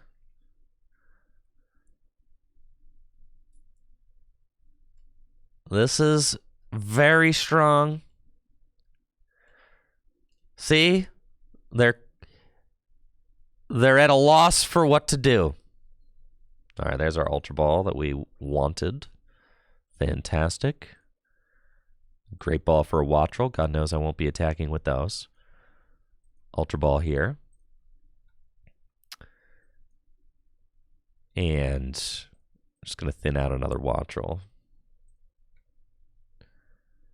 Research. I've got Rod Nest Ball. So I could push up a different Pokemon if I want to. I could Spinning Turn for 10, which is kind of funny. And preserve an energy. I think that's kind of like the broken play. They could blow up both my Rowlet. Honestly, if they do that, like, whatever, man. Yeah, whatever, dude. All right, we're going to Spin Turn. Hey, look how broken that play was.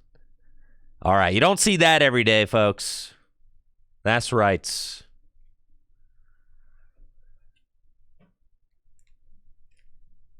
The perfect Spin Turn for 10.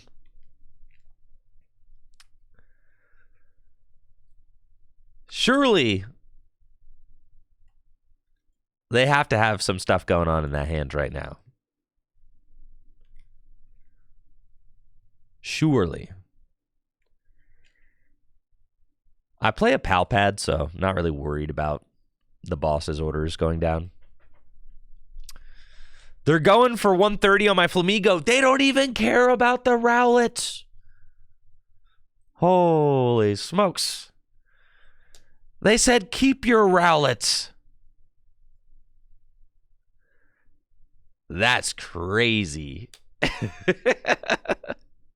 I was expecting like double Dusknoir on double Rowlet, knock out the active.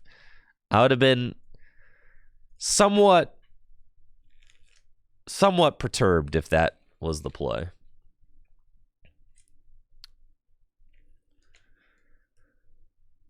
But with this, here we go. Rare Candy Pidgeot. All right. Quick search online.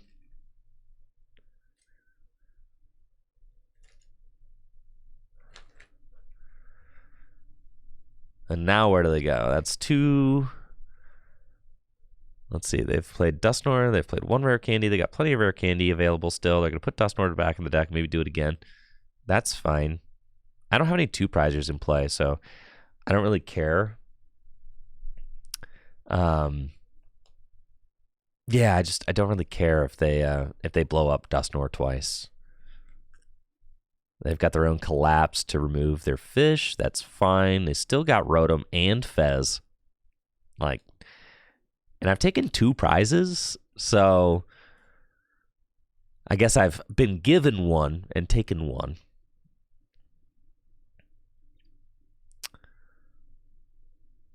And here's the Rare Candy Charizard. Okay. I think my opponent's just destroyed here. Listen, I've got plenty of wingers in the discard pile now. 7? You're done, bud.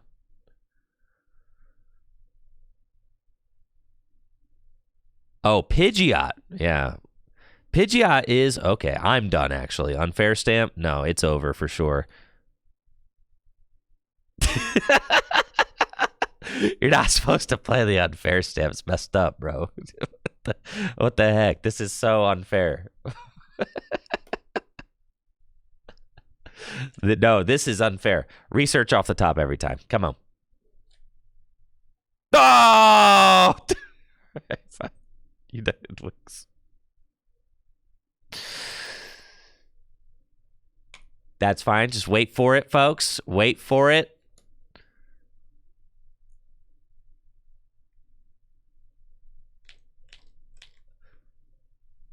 You're killing me, man. You're killing me.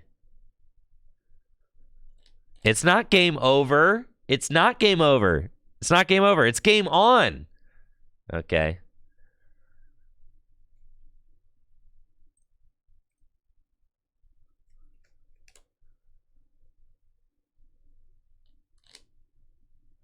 All right. They're going to 2 prizes remaining.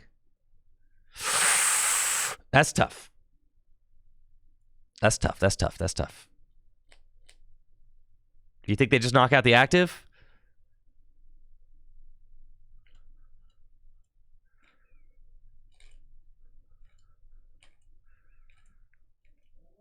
Iono, you've got to be joking me. You've got to be kidding me. Really? You've got to be kidding me. That's so messed up.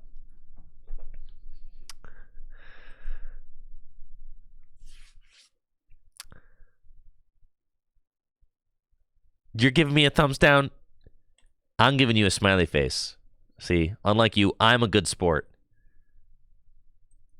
Okay.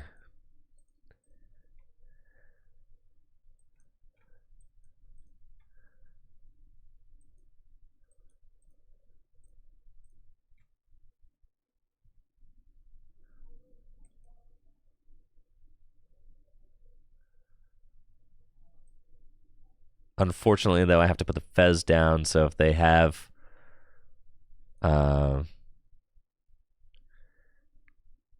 boss, they win. But, you know, that's just what it has to be.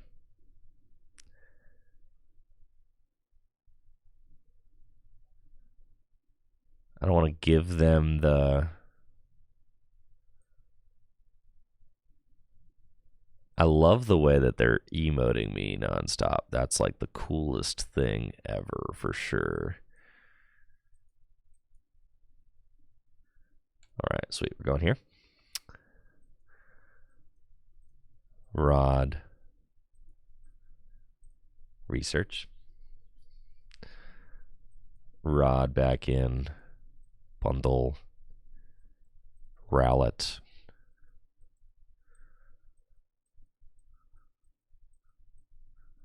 Dark. Okay. Nest Ball. Rowlet.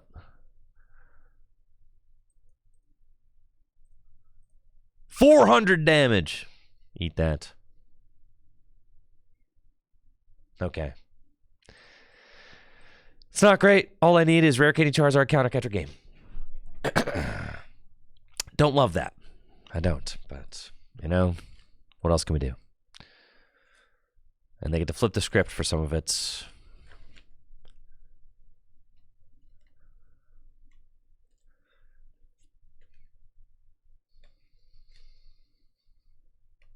Counter Catcher does work. Yes, it does. Because I'm winning.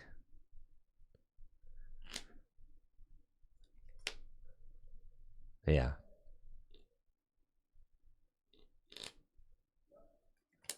I hope my opponent is like so proud of themselves for beating the United Wings deck.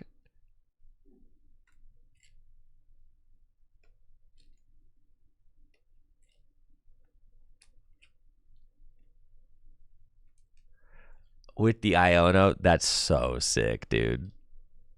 I hope you're very proud of yourself. Man.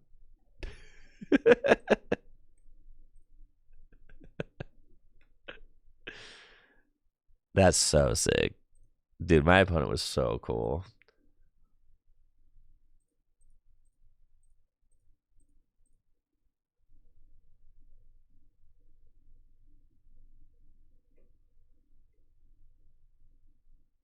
Man, the Wings stink.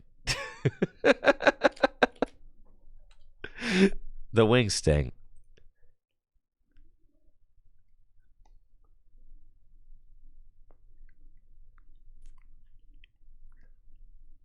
Man, I got like a hair in my mouth. God. Terrible. Nope.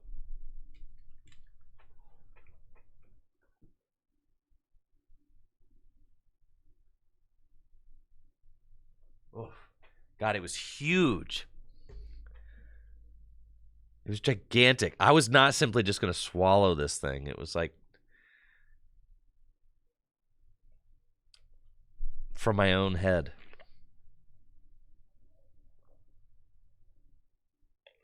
Oh, get your heads out of the gutter. Come on.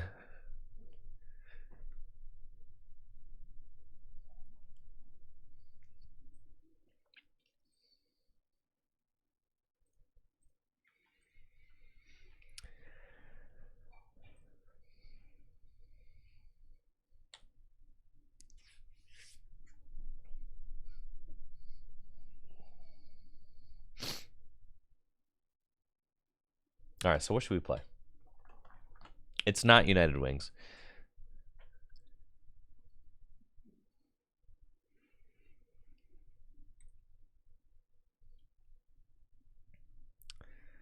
Tusk Mill with the Nooch Zone.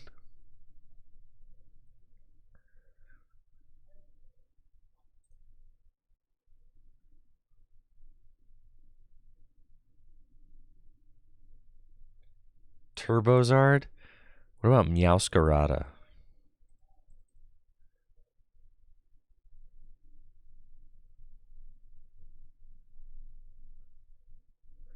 Wug Trio with Neutralization Zone is busted.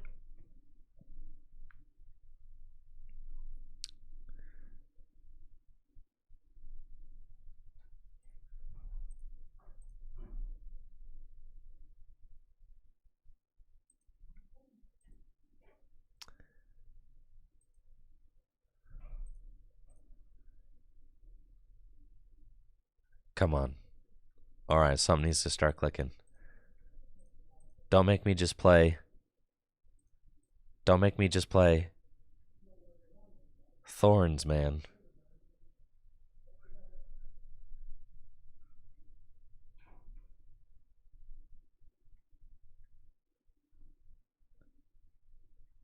Meowscarada. Meowscarada, every time I've tried to build Meowscarada, it's bad. Like, really bad.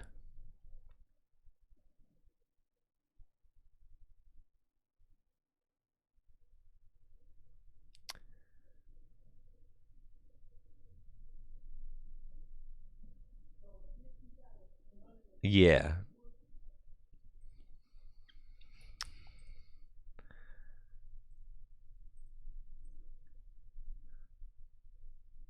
What deck do I play when I want to feel something? I'm lost right now.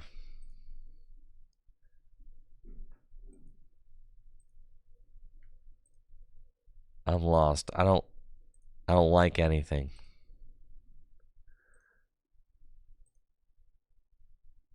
Nothing makes me feel alive anymore.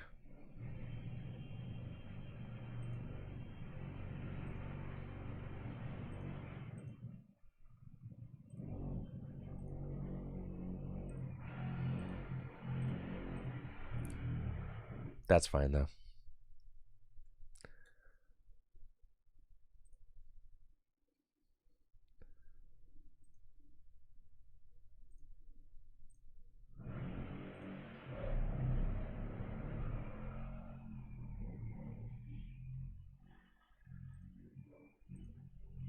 We could just be a bot.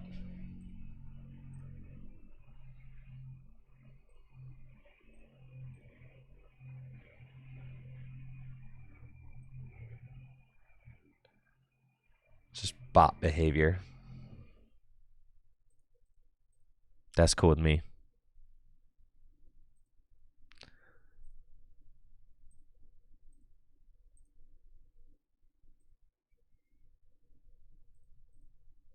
Love that.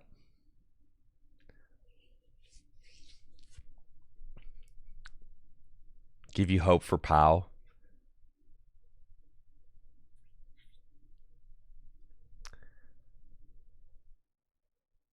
Listen, I need the deck to just like work, and I need to just like win some games real quick. All right. No more silliness.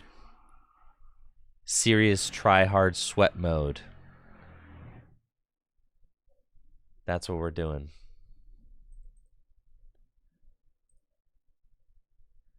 Yeah, Chen Pao is probably better than a lot of people think, for sure. It got top 16 at Worlds. It's pretty good.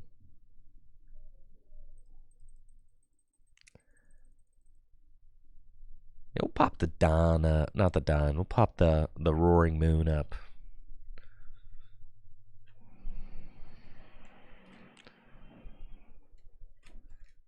Some of my favorite decks of all time. Oh, I loved my Landorus Crobat deck. Blastoise Keldeo, Raybor from back in the day.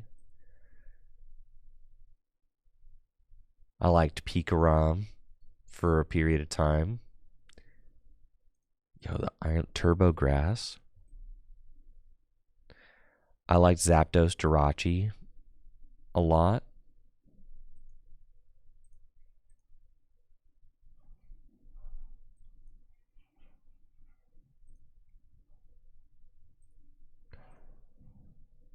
All right.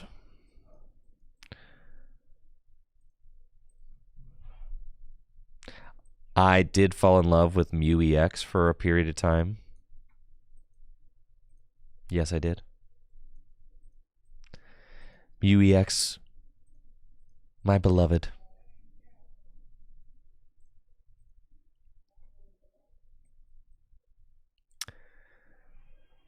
Night March. I was big into Night March for a while.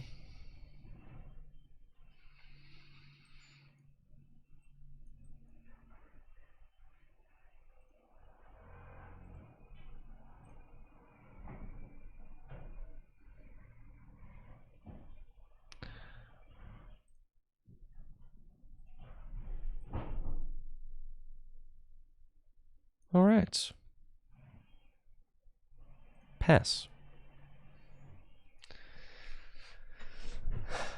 Rowlet and Alolan Executor. Vileplume? Yeah, Rowleg for expanded format. Rowlegs, Vileplume. Yeah, that deck was sick.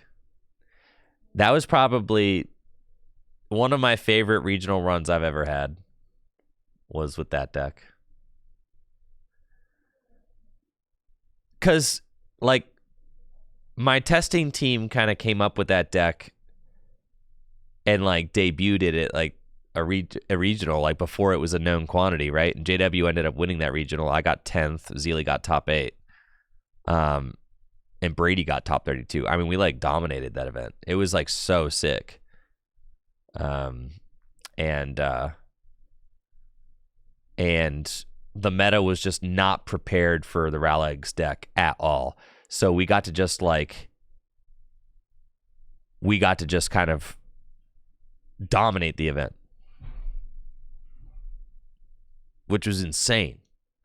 Like, walking into an event with a perfect deck to counter everybody at the event was one of the most insane experiences I've ever had. Like, we just literally rolled up to the regional with a deck that nobody could consistently beat. I bubbled at a top 8 at 10th. I had enough match. I had, like, you know, in modern day, it would have been asymmetrical cut that I get to play in, but I bubbled out at 10th.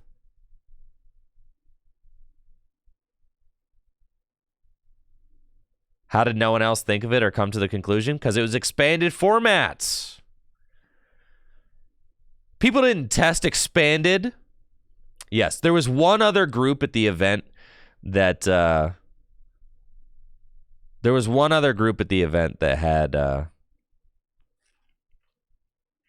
Rowlegs deck, but JW ended up beating their Rowlegs deck in top 8.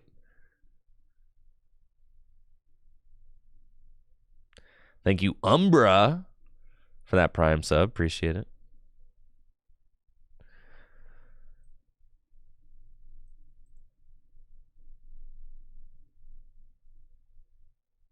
Huh. That's a good top deck there. The Turbo Grass deck. You know, I tried playing the Turbo Grass deck, and I didn't get to play against a single Roaring Moon deck. And flip tails on all my catchers. And yet, man, I'm salty. I am big salty about that.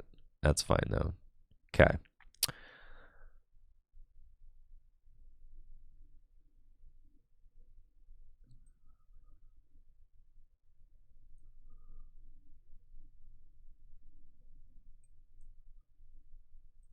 Or the vessel.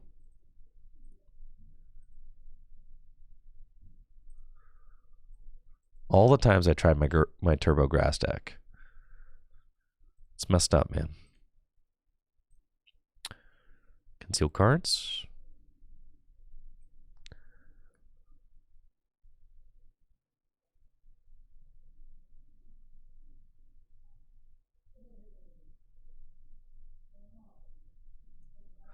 That's fine. Nest Ball.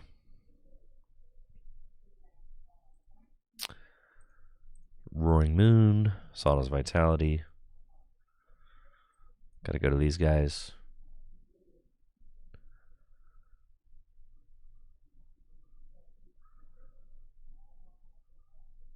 And got to Ultra Ball for Pecharuns. It's fine.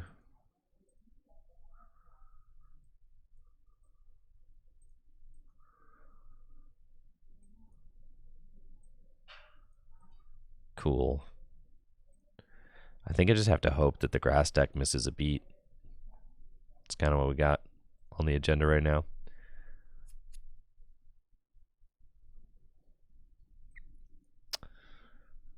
That's cool. Dang, I'm popping off right now.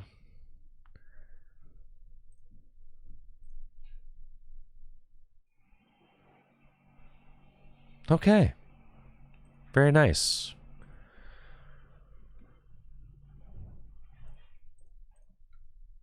Calamity Storm. And, yeah, you're dead.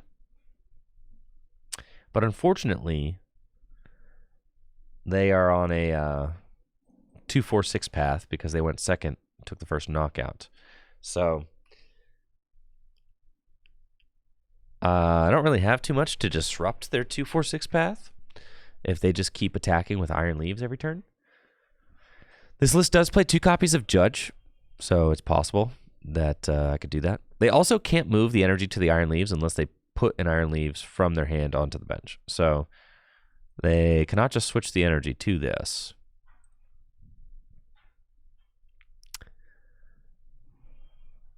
And they may have to just peak acceleration. If they have to do that, then oh yeah, you're destroyed for sure.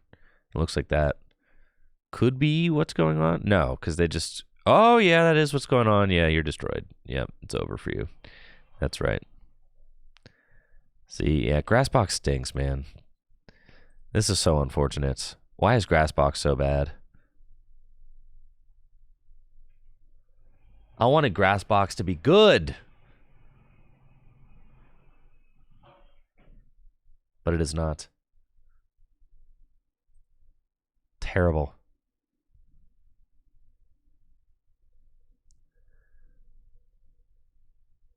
And now I get to go 2-4-6 and just win.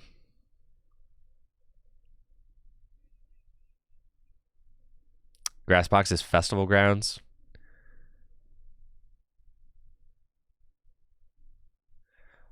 Iron Leaves damage output is atrocious. Yeah. Unfortunately. Yeah, it's second place Moonless from Worlds, yeah. Yes, they have to swing them around on this turn to accelerate energy onto the Iron Leaves. That doesn't really matter, though, because I can just go knockout game. It's really that simple.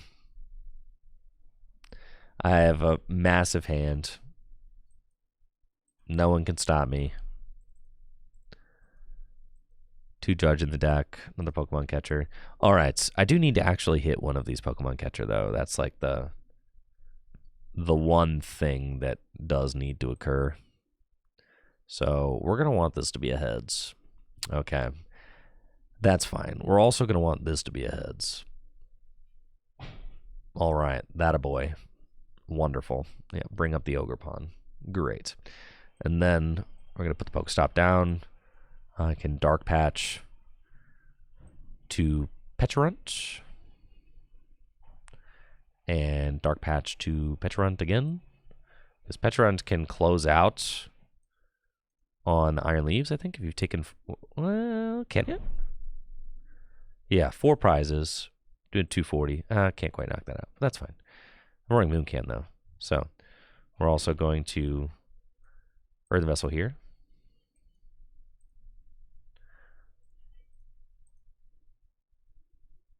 And then Sawdust Vitality.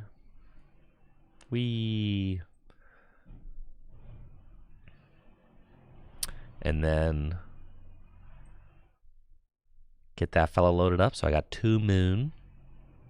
Okay, and it just feels kind of inevitable at this point, doesn't it?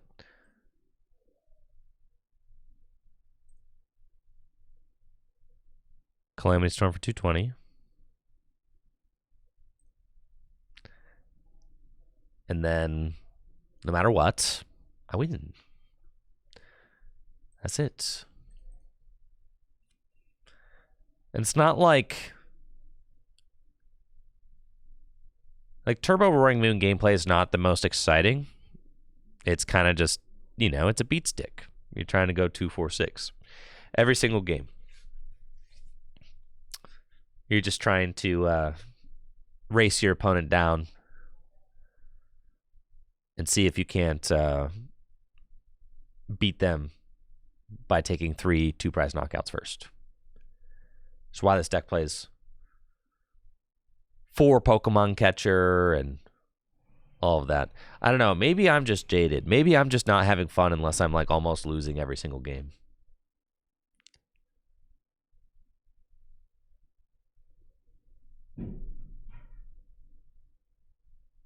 Yeah.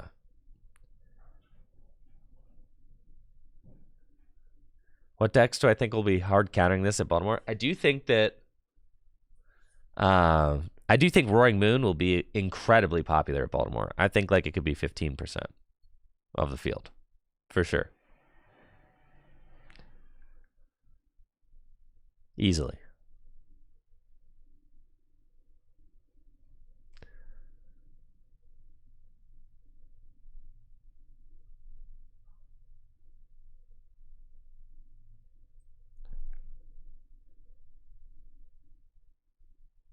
Let's go. Time to win. Close it out. Flip the script. Trekking shoes. You thought you could stop me from having win? Absolutely not. Sada's vitality.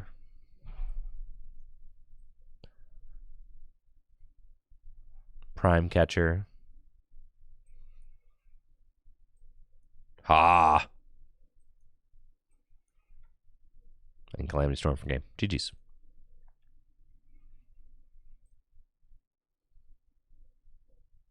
Blammo. Single prize Ancient Box seems like it's in a really good spot right now. I'll agree with that. You guys want to play that? We could.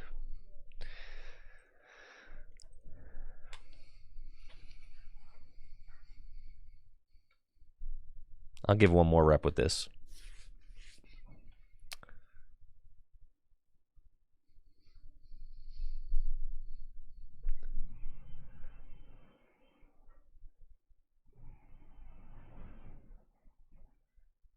Yes, Kenny. Jesse's coming in next Wednesday.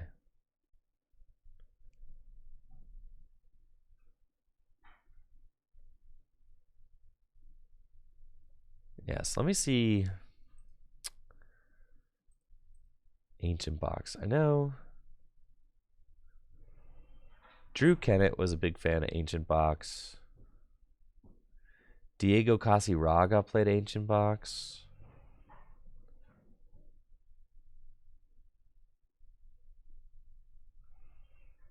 All right, I'll take a look at Diego Casiraga's list.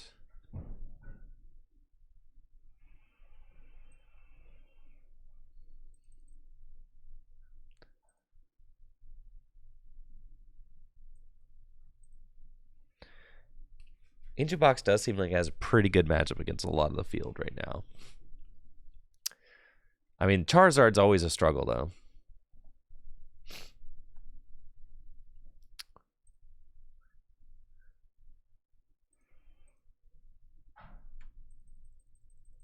Charizard can be tough. Gardevoir can be tough. But if stage 2 decks are dead, then you're just chilling. Gosh, this deck, dude. All right, I see why all you Roaring Moon bots like Roaring Moon. I see. All right, I see what you see. The whole deck is turbo. It just doesn't stop.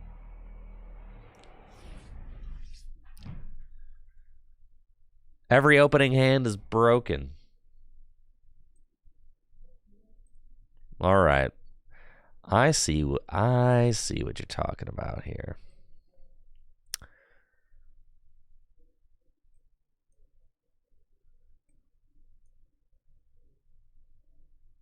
I would love that card in my hand. Because I could Vessel. How greedy do we want to be?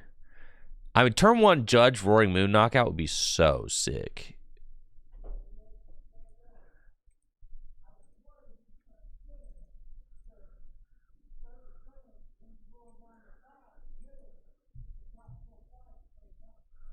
I should have gotten rid of the gear. I don't know what I was thinking there, but that's all good.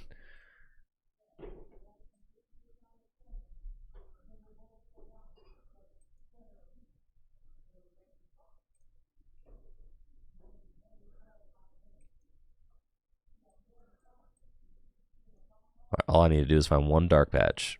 It's free, dude.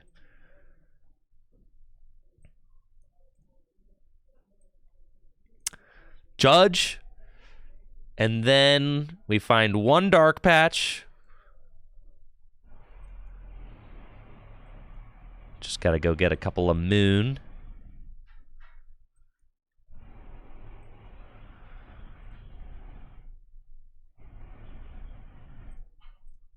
Prime Catcher.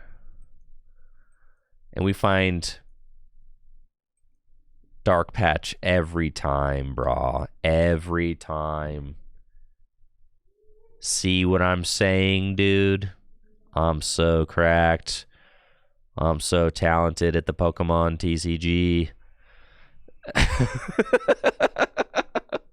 Wowee. Look at that. Undeniable skill right there. You cannot deny it. That's a turn 1 Judge Prime Catcher knockout. What you gonna do about that? Gonna have a bad time.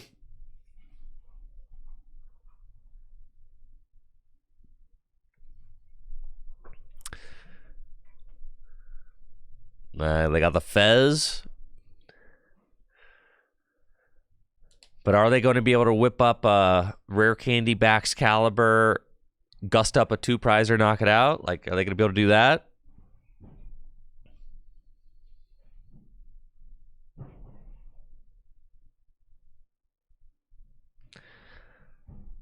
I'm getting bundlered.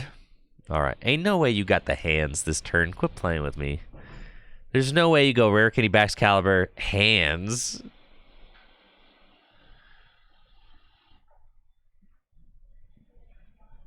That'd be nuts.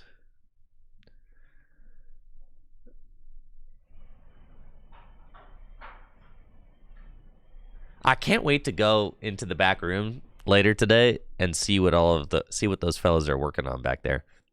I'm so excited about the new studio space. It's going to be awesome. This studio was a huge step up from my last studio, the studio space that I'm in currently. But this next one, yeah, I'm pulling out all the stops. We're really doing it up over there. I'm going to have air conditioning. Man, it's game over. I've never had a studio with air conditioning before. Or heat.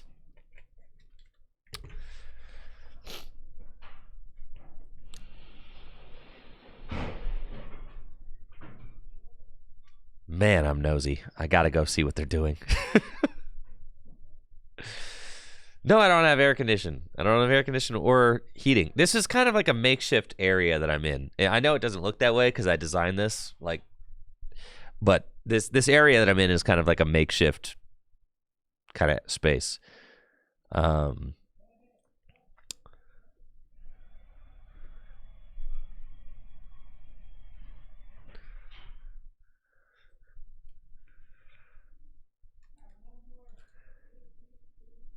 And the reason why this space that I'm in right now doesn't have air conditioning is because this space was originally not a closed off room. It was a room connected to another room which does have air conditioning, but we closed off this space so that it could be my studio. And then air conditioning was not part of that, closing the area off. So like I said, it's a makeshift space. But that space that's being built behind me is a space that is being built specifically to be my studio, and it will have air conditioning. Am I getting a mini split? I have absolutely no idea what that means. There's a brand new unit being put in, like on the ceiling above my studio. There's a whole brand new unit, like on the roof of Full Grip being put in.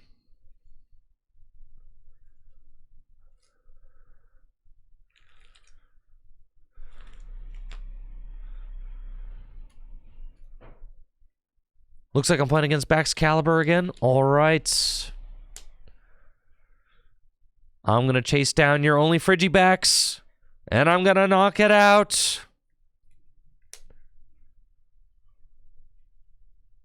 Yes, I'm in a commercial building. Yes.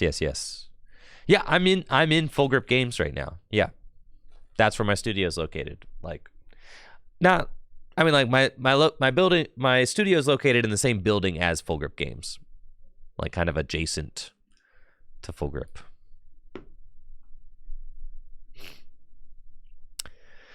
All right, Let's get this party started, shall we? That's going into play for sure. And we're going to nest ball. Kind of want to see if you hit like a darkness energy off the stop so that you can you could dark patch before you squawk. But you want to thin the deck first to increase your odds of being able to do that. I don't necessarily want to play this Ultra Ball because what I'm going to Ultra Ball away, Dark Patch, and Roaring Moon. And like I could, being able to Pal Pad the boss's orders back into the deck is pretty good. So I'm going to stop first. And we end up hitting the Vessel, which is big, right? So we lost a Petch and a So we Vessel away the boss, and then we can go get the 2 Darkness energy. And then we say Ultra Ball away the 2 Darkness energy. And we can go get Baby Moon. And then we go Baby Moon, Roaring Moon, Dark Patch, to Baby Moon, Pal Pad, those 2 back into the deck, and Blammo. That's a perfect squawk for 6, ladies and gentlemen. He's a monster. God, I was born to play this deck, folks. I was freaking born to play this deck. Holy smokes, I'm unstoppable. Nobody can stop me, dude. Absolutely nobody. Here we go. Yep. Craziness. Trek. Keep it. Blammo. You're dead. I also actually want to get Radiant Greninja so you don't bundle me. And you're out of here. 90 damage. Blammo. Goodbye, Bidoof. No draws for you. I'll take my prize card. Thank you very much.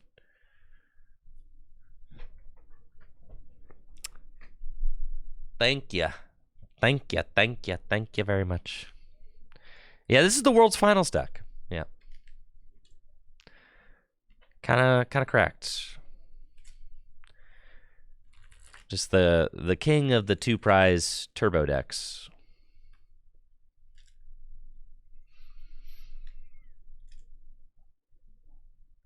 And this deck just feels like very consistent,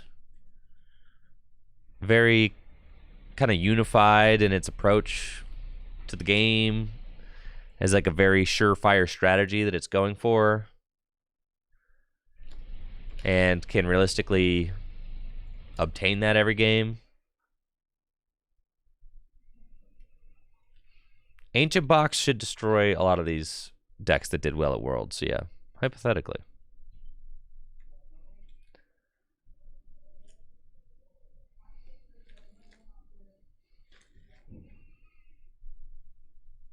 No water energy, yeah.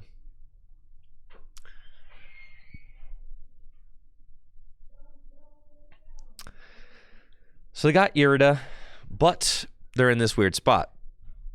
Roaring Moon is such a bad card for Chen Pao decks to run into because they can't hit it with Iron Hands for knockout because Iron Hands only does 120. And they don't want to bring up a 2-prizer to swing into it because then I just trade favorably into them. And the reason why this card is so problematic is because Roaring Moon cannot get 1-hit KO'd by any of Baxcalibur's single prize attackers that are typically played. Most Baxcalibur decks are not playing Kyogre. And then it can ramp up and 1-hit KO a lot of things in return. Now, as a one-of in this current deck, it's not really doing more than 100, so, damage. What? Not that much damage, right? Like, I think I have 2 ancient cards in discard pile. I'm literally doing like 90. All right, now this, yeah, that's cringe. I don't love that. Your whole, Moonlight Shuriken, my guys thing. Yeah, I wasn't like super duper into that. So let's start off with concealing some cards. Fine.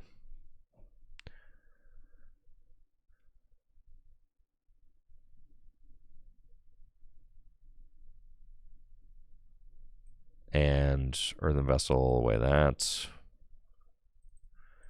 And we've got Boss and we've got Sada. 2 Dark Patch in the deck. Okay. So we're going to grab these.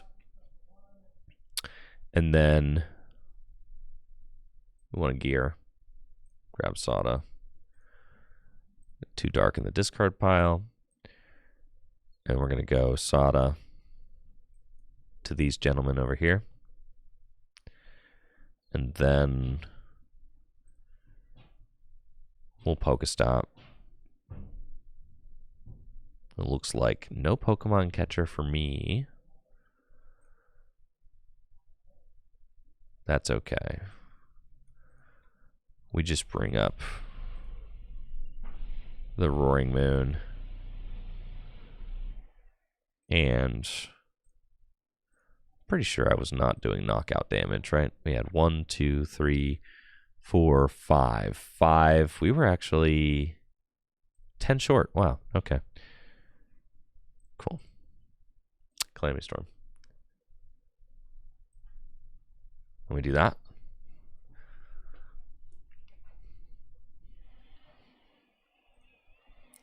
Take our prize. Knocking out the Radiant Greninja's good.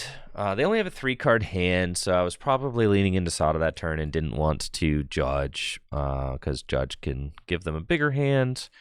However, they do just have the Bibarel and the Fez, so they can make some moves. I mean, this is one of the benefits that Baxcalibur has over a deck like Roaring Moon, is that Baxcalibur can decide when to put 2 prize Pokemon into play, and I cannot. I just have 2 prize Pokemon in play all the time. So, it's just kind of part of the deal. Yes, if I had gotten rid of this card, yes, if I was counting a little more closely, I probably could have taken the knockout with this Roaring Moon. I honestly didn't think I was getting there, but then as I kind of thought about it mid-turn, I was like, you know what, I actually can get there. So, I think that...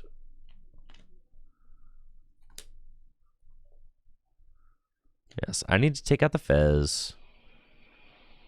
And then I need to take out another 2-prizer. But we kind of have to hope that they're going to give me multiple 2-prizers as the game starts to wind down. Because if they don't give me multiple 2-prizers, then we're in trouble. Right?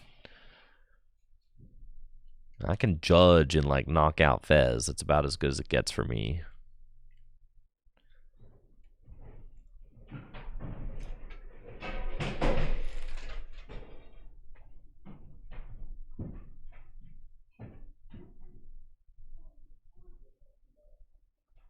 Holy moly. Man, yeah, there's some stuff happening over there. I want to go, like, take a picture, and then I can show and tell so you guys can see what's developing behind me. I'll probably do that. It's crazy because, like, this wall right here is literally one layer of drywall. There's not even, like, insulation or anything behind it. And then we used to call that room the scary room. Yeah, there's the scary room back there. Oh, looks like I'm getting hit with the Radiant Greninja again. All right, fantastic. That is what Chen Pao likes to do, isn't it? Yep, and here comes Radiant Greninja. All right, so... Yeah, that's annoying. Because now they can just go 2, 4, 6. You see how I could just lose here? Because then they snipe the patch, and there's just nothing I can do about it.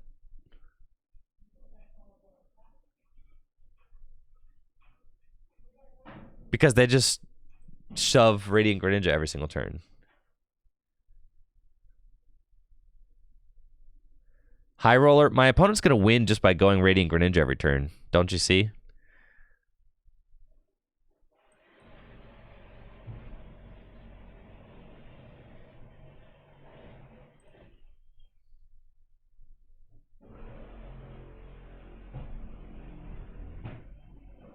I don't think there's any way I...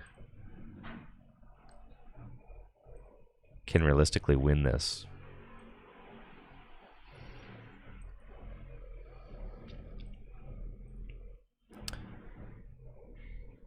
Yeah, I should have burned the nest ball, yes.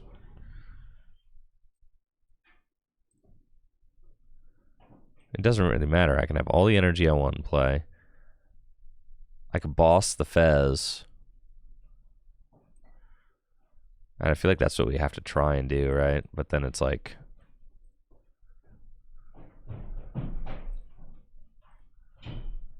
And then we judge on the final turn. And just hope that... hope that they can't, like, come back. But it's just like... Chen Pao is such a more flexible deck when it comes to, like, what liabilities they have in play. You see, like... This is why it's such a bad situation to be in, because they can just have their board with just the Radiant Greninja, right? And like all they need to do to take this knockout to go to 2 prizes remaining is knock out the Petch, and then I'll judge and I'll knock out with Roaring Moon, right? And then if they just have Gust on a 2 prizer, they win. But they can do that because they could just set up Bibarel. Penny doesn't solve it.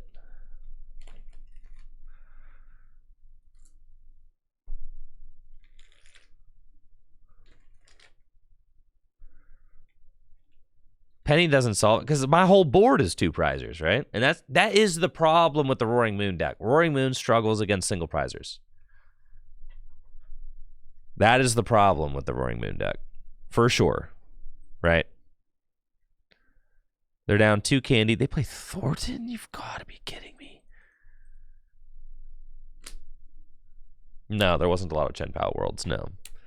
Roaring Moon loses to single prizers. That's like what it does.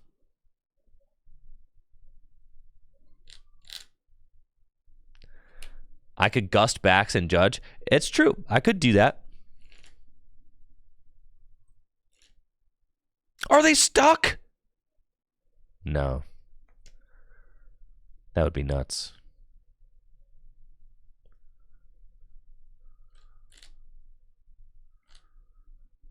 I think they're stuck, yo.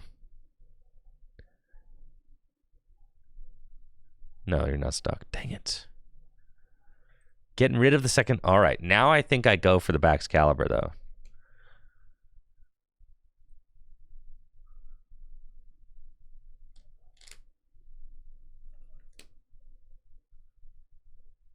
Yo, that's sick. Denista. Alir Denista. I'm glad you're liking it. That's what's up.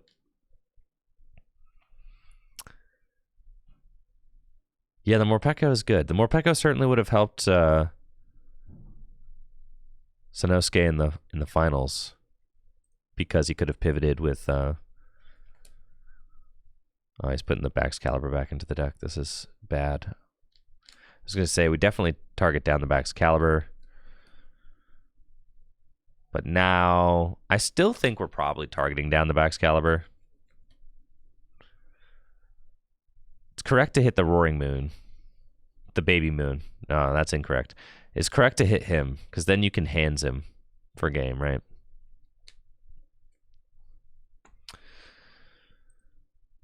All right. I still think it's correct to hit the backs. Yeah, and judge. And just say, like, hope you don't have it. And it's possible that they don't. So, that's what we got, y'all.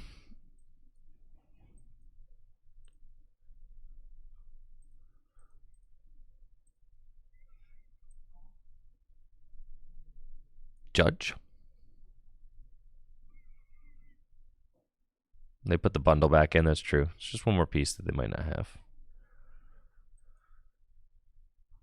I'm assuming I'm doing enough here. This would be a huge error if I'm not.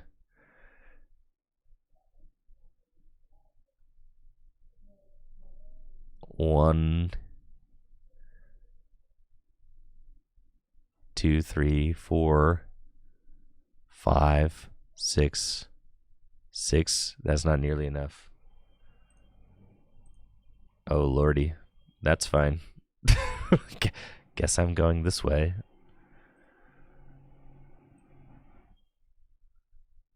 I've already retreated. Oh, good God.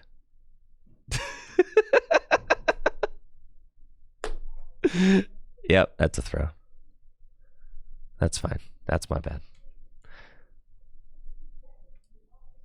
I lose now. Maybe they're stuck, guys. Maybe they're stuck.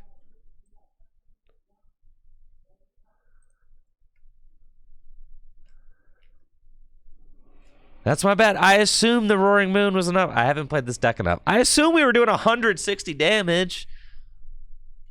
He does nothing. I'm learning this for the first time. He's so weak, bro. All right. In the other Roaring Moon decks, he goes crazy. Oh.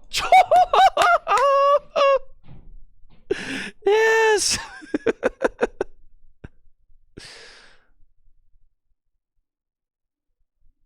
Why are you not doing anything? Why didn't you even draw a card with Industrious Incisors? Anyways, I'm a judge again.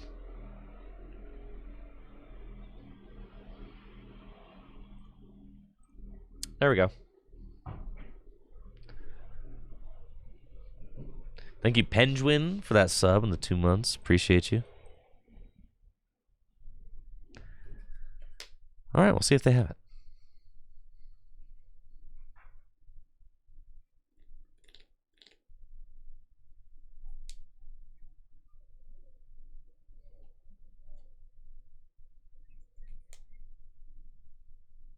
I'm just hoping you don't have the Rare Candy Baxcalibur. There's the Chen Pao. There's the hands.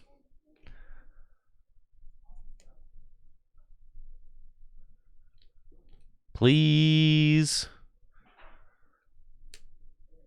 Do not have it. No. No shot, bro.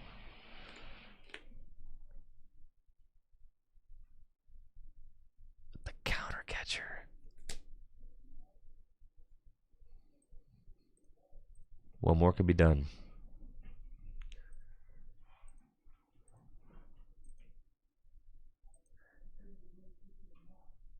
The counter catcher, dude. The counter catcher. That's unfortunate.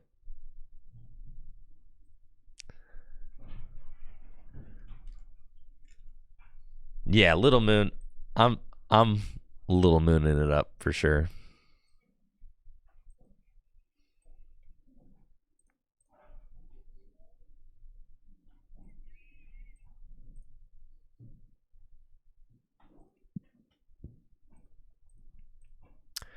All right, taking a quick break. When I get back, we're going to be playing Baby Moon here on the Pokemon Trading Card Game Live. I'll be back in just a minute. Make sure to check out my sponsors, FullGripGames.com and DragonShield.com for all the best Pokemon Trading Card Game singles at Full Grip, and DragonShield.com for all the best TCG accessories. I'll be back momentarily. Thanks.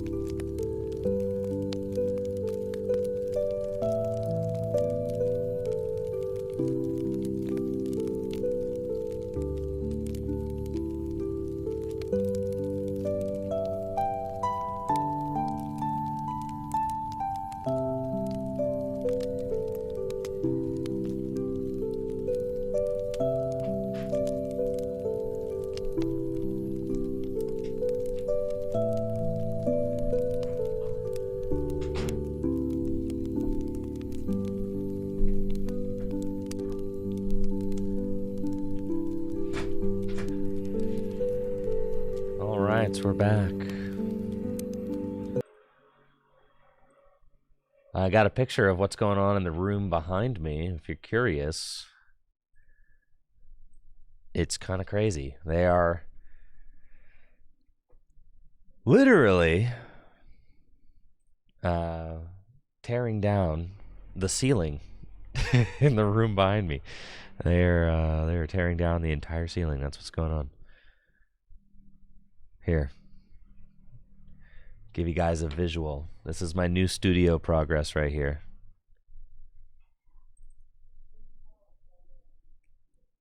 That is what is occurring. Yup. The ceiling was like kind of rotted out and needed replaced. And that is what's happening. Stream there right now. No, yeah, it's not exactly move-in ready currently. Yeah, it's kind of it's a work in progress.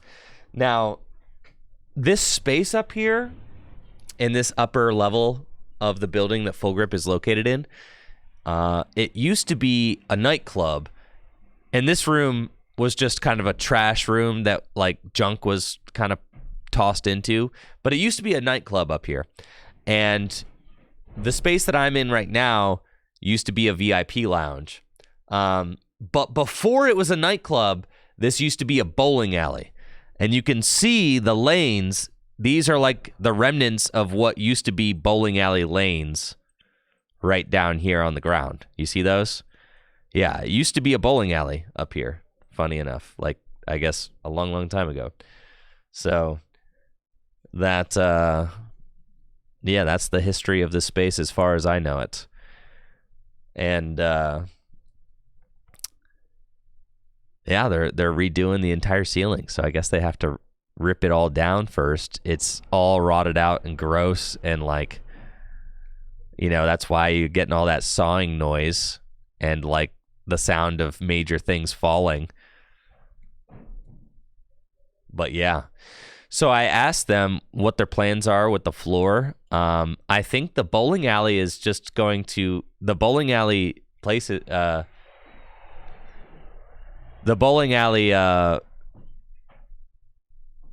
these planks of wood are going to like stay there, and they're going to build a new floor over top of it. So they're going to fill in the space to the left, and they're going to just build an entire new floor over top of the old lanes. Because I asked if they're going to rip the lanes out, and they're like, dude, no, it'd be way too much work to rip those out. So anyways, that's what's going on in the room behind me. That's why it's noisy.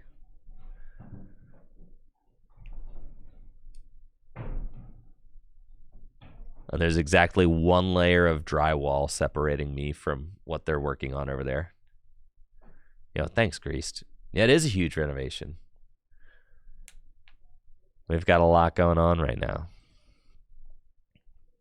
This is Diego Casiraga's top 64. All right, Diego Casiraga played the Pecharunt and played Pheasantipity. Do we agree with that? Ancient box heads? Oh, there's plenty of room for a mini ramp over there, yes. How do we like that? Is that what the streets are saying for the most up-to-date ancient box technology? The Wakes, because they have a single retreat cost. Yeah, Diego Casiraga, he's a world champion. All right, we'll trust. Let's rock and roll. Where can you find the world deck lists? On limitlesstcg.com. Why no Flutter? There are 4 Flutter main in there.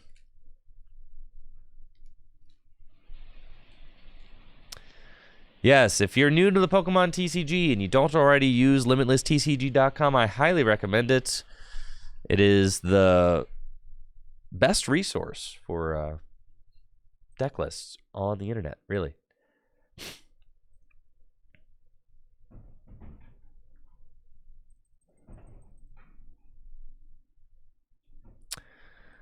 Yeah, the reason the deck plays Walking Wake, because it just has a retreat cost of 1, so it doesn't get stuck, which is nice. Looks like we're playing against Charizard, which is like our hardest matchup, so that's pretty hype. Cool, I guess.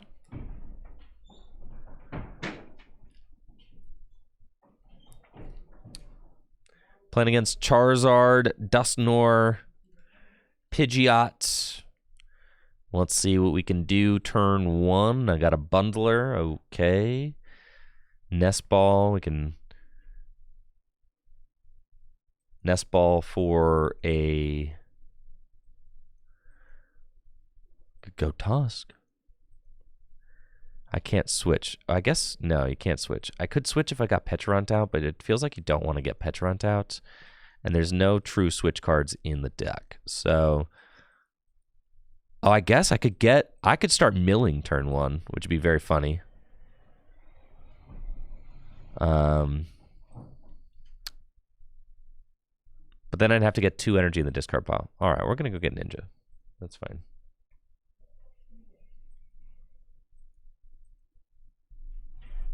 Go get those, and let's conceal cards. Because you got to have 2 darkness energy in the discard pile in order to maximize Sada's vitality. Yo, we got the box? You guys just want to start milling with Great Tusk? That seems so irresponsible, but also so sick.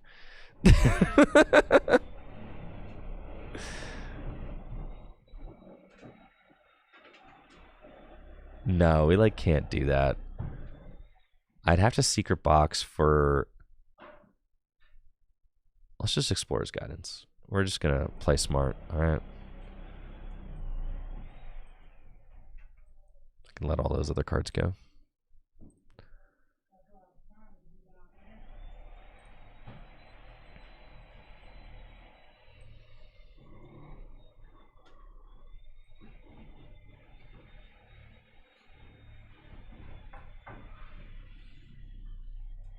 Cool. We'll do that. No, I don't really feel like we're playing against Charizard, right? So like we don't have to dive in and go really fast at first. That's not really what we're trying to do. We play counter catcher, right? We can afford to go behind a prize, and then this is our worst matchup, 100%.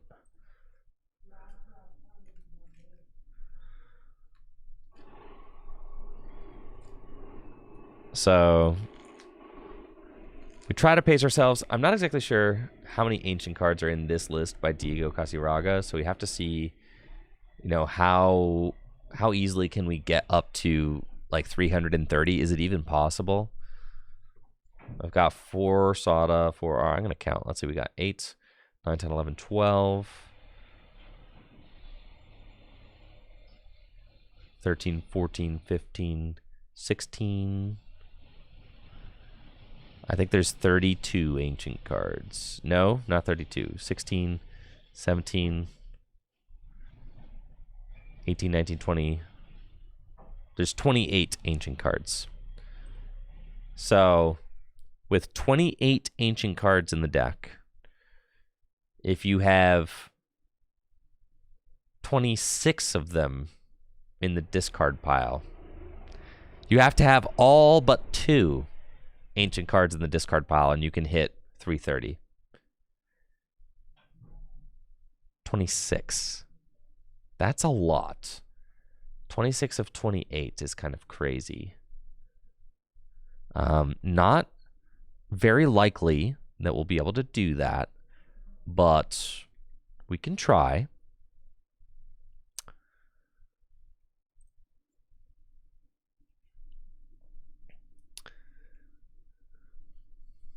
We get there?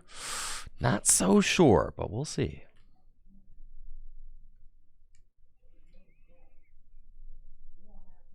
Turos really hurts. For sure. And if they take a knockout, then that means counter catcher, I can go Lumineon, right? And then I can go counter catcher, I can knock out Pidgeot.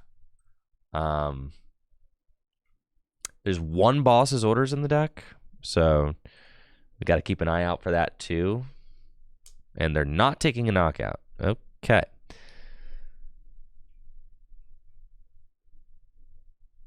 Fascinating. And they've used their V-Star, and they have a Pidgeot, and they're not taking a knockout. They have 2 fire in the discard. Cool. So let's Sawdust Vitality. That's cool. This is like not a very feel-good secret box hand. I guess I don't really need these vessels, so that's kind of fine. I don't really think that there's too much that I need the secret box for right now, though. Like, it can kind of just stay in the deck.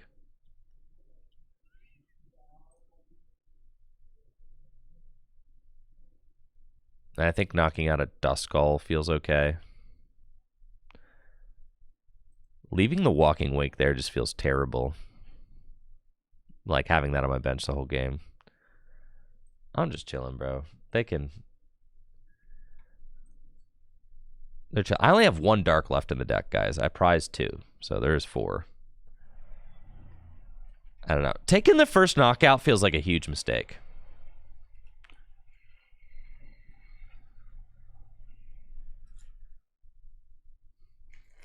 Candy, Dusknoir, and KO Moon. Moon has 140 hit points.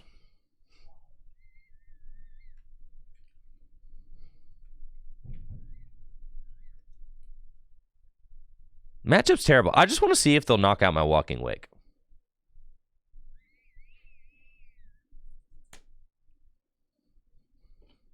They could technically board wipe this turn. If they go Dusknoir, Dusknoir, sure. It just feels wrong to be like the aggressor in this matchup. You see what I'm saying? Like, this feels better. See, like, this is fine. Yeah, this is great. So that's exactly what I wanted. There we go. Exactly what I wanted. This is perfect. Thank you. Thank you. Okay, we've got our other moon. And I can...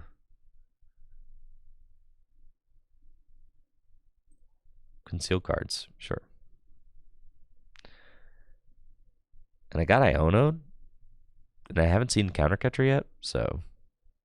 if I don't reorder the deck, we could find one. But I kind of want to reorder the deck. So, I want to reorder the deck because I want to go get another Roaring Moon so that I can accelerate both these energy with the Sada. So I'm going to do that. Sada. Okay, we got the Bundler, who I actually think is fine. We'll probably use the Bundler.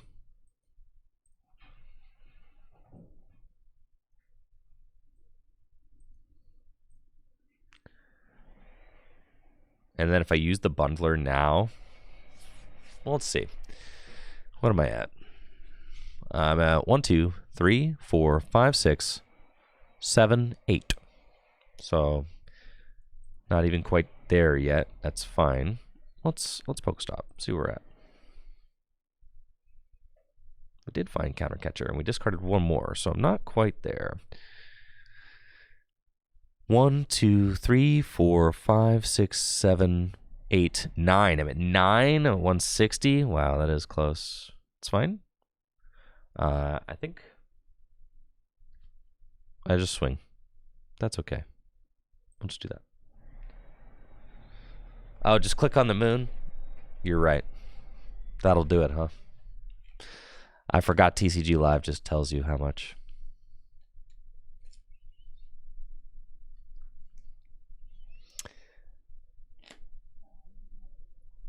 Yes, that's right. We don't need to do math anymore. I've got the Pokemon TCG Live to do math for me.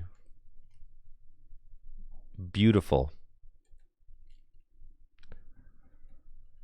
All right, I think they don't even have room for another Charmander. That's kind of crazy. Like, why is that Manaphy down? What are you doing? That Manaphy needs to be a Charmander. But I guess, I don't know, maybe they play Thornton. And they're like cooking up the spicy Thornton play.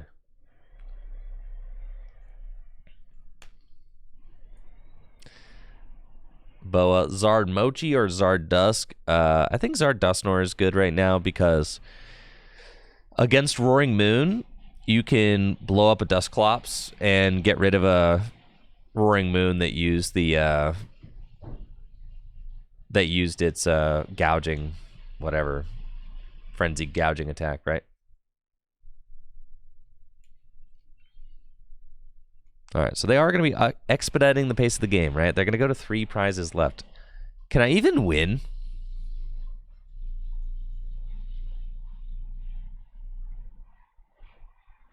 I don't think I can win, right?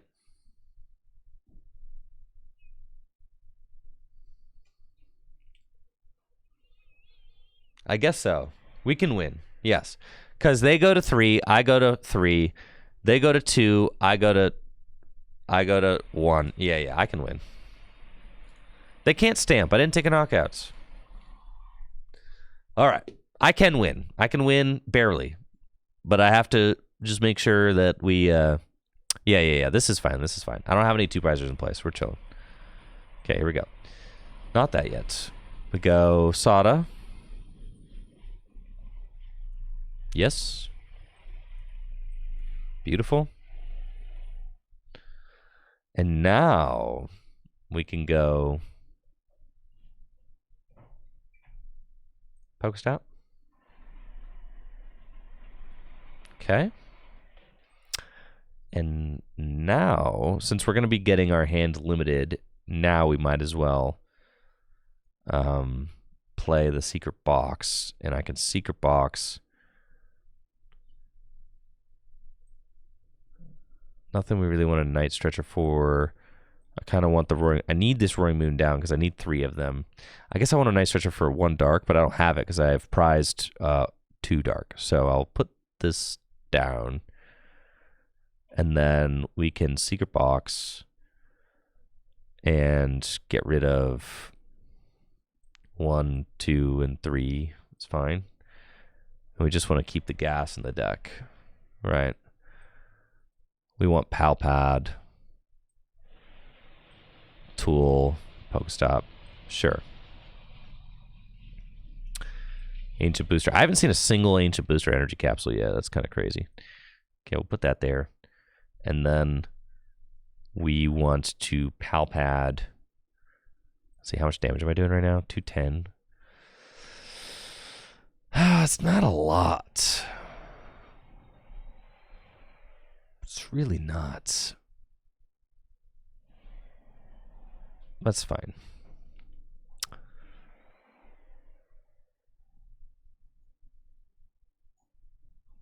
I still think it's correct to Palpad 1 Sada back in. Okay.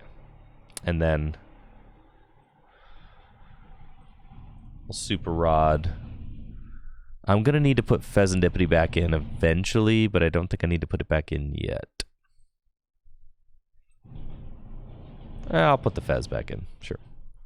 Because I still got a long way to go, I guess. Oh, I want the Rod for energy, that's right. Yeah, we're fine. Okay.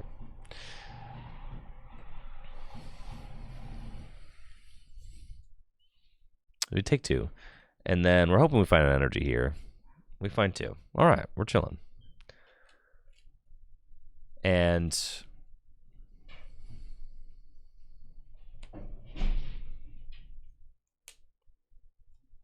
we expect them to try and go Charizard Knockout with Hand Disruption, right? If they go Charizard Knockout with Hand Disruption, so say they say Iono to 3. That's where like I pretty much lose, right? That's why this matchup's so bad. Because off of that, I pretty much need to find Asada. I have 3 gear and Asada's Vitality in my hands. It's going to be really tough for me to even do 280 damage to knock out this Charmeleon, or knock out this Pidgeot. Wait, where's your Charizard? Just evolve into Charmeleon? Where's your Zard? What's happening? I know, what are they doing? What is happening here? The 2-1-2 Zard line. They didn't Thornton. You think they're gonna Thornton? Thornton, Manaphy, Barricade, Charizard?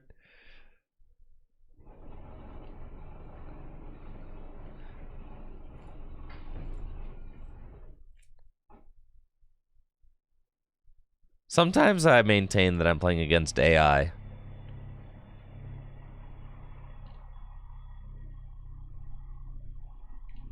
Alright. And you pass with the Pidgeot? Holy smokes. I mean, my hand stinks, so I'm not doing anything. They're still gonna win. That's the crazy thing. You're still gonna win, bro.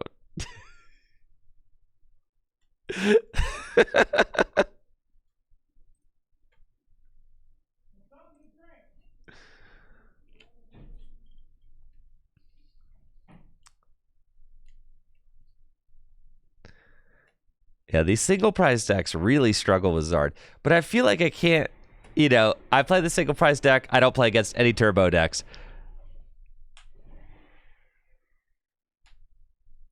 Just played against Charizard all day. But then if I want to play against Charizard, I should play the Banette Dusknoir deck.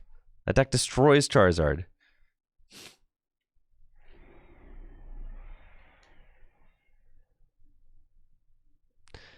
All right, another Iono. Okay. There's 2 Rod in here? That's crazy. Holy smokes, dude.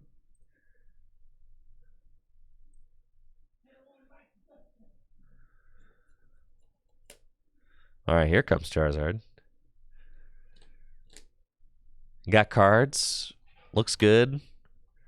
That's 270 damage to my guy. Okay.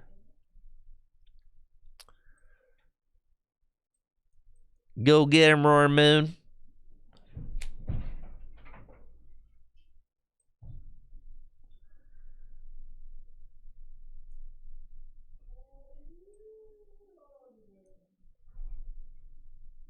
Okay, Sada. That's pretty good. I don't think it's correct to counter catcher yet. I think I have to like bundle.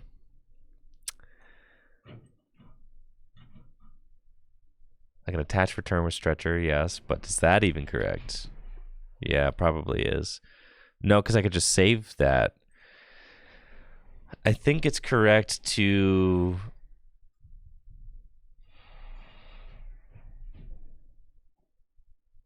Yes, it's correct to counter catcher Pidgeot and then try to bundle for win.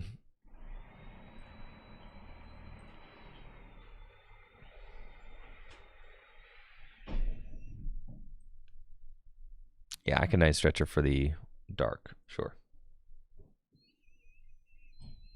And then I... Like, if you counter catcher my bundle... I think I'll... Ah, maybe that's wrong. We'll see.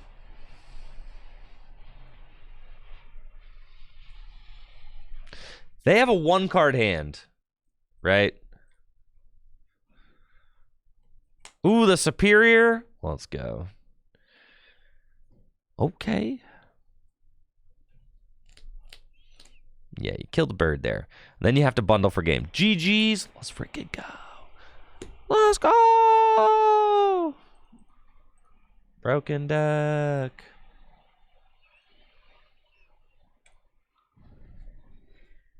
Oh, yeah.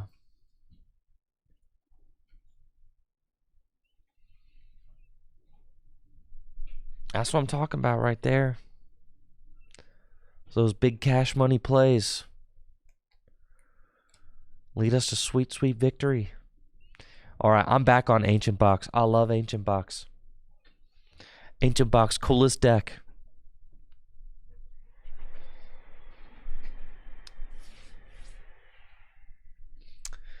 Should you play Miraidon to Baltimore? Please help. I don't even think Jesse's playing Miraidon to Baltimore. But maybe that's wrong. Maybe he should.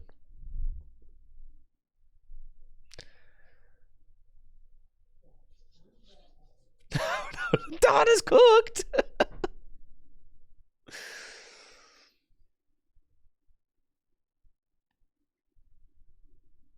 Toadscruel. We're up against Toadscruel?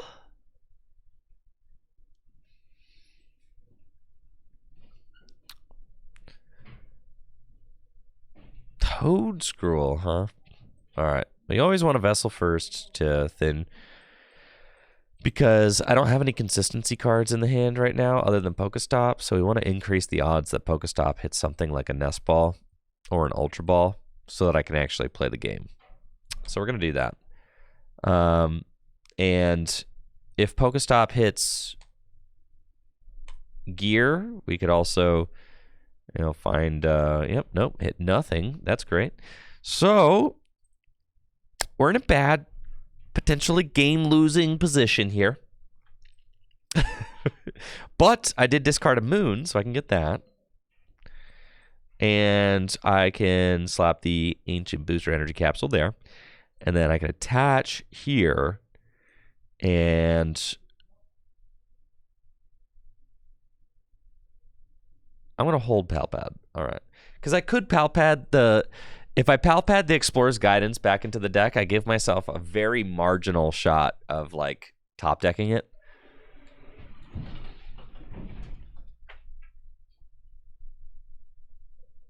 Can I explain how Iron Thorns won Worlds? Yes, I actually do so in my latest YouTube video, if you'd like to check that out. Iron Thorns is the first deck I talk about in the video. But basically, won Worlds by shutting down the opponent's abilities. But I do talk about all the top placing decks from the World Championships in my latest YouTube video on the Tricky Gems YouTube channel.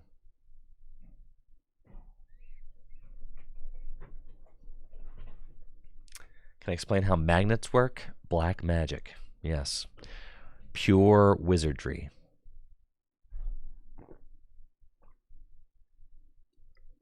Next question.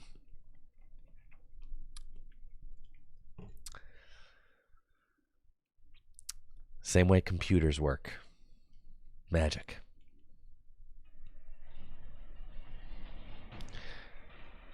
Phones. Glad you asked. Also magic. This doesn't seem like it's going terribly well for me.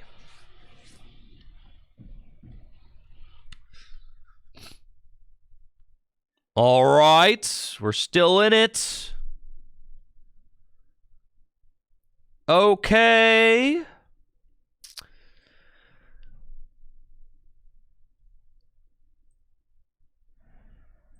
Two energy. 2, 3, 4. I can afford that. Okay. 3 Sada, 3 Guidance.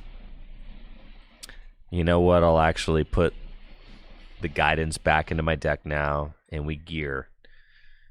Hooray! And I'm going Explorer's Guidance for sure. And we're going to dump some cards. We're dumping a whole lot. Oh, baby. Yeah, we're going to get the Fez. And I'm going to get...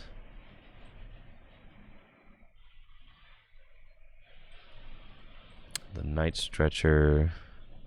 It's not really what it wants. Fez and the Explorer's Guidance is fine.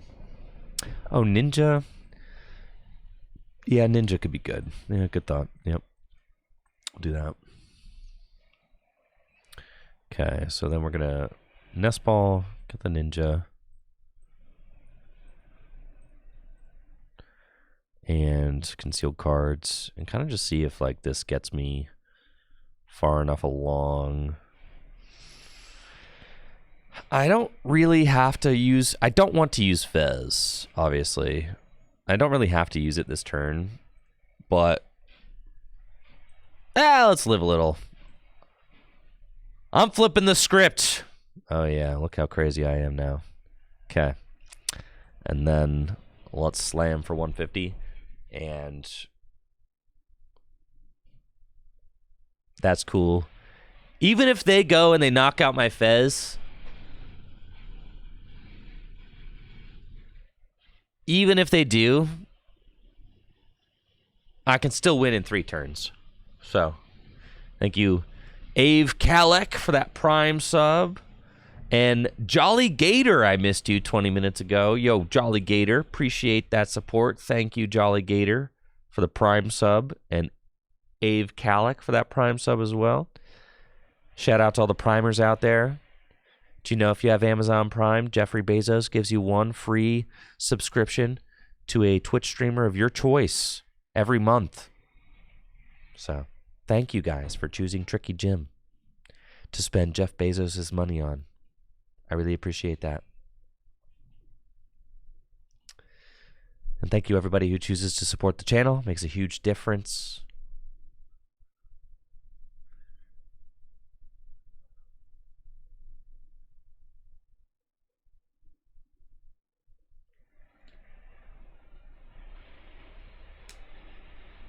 Alec. Yeah, thanks, Alec. I appreciate it.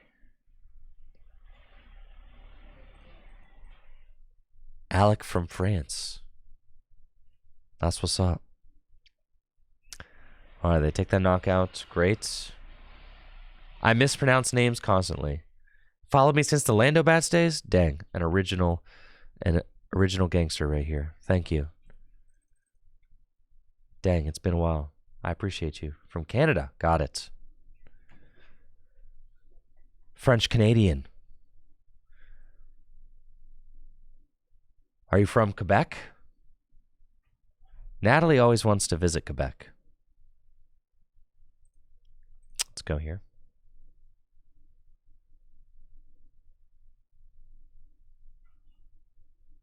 Ottawa. Cool. Natalie always wants to visit Quebec.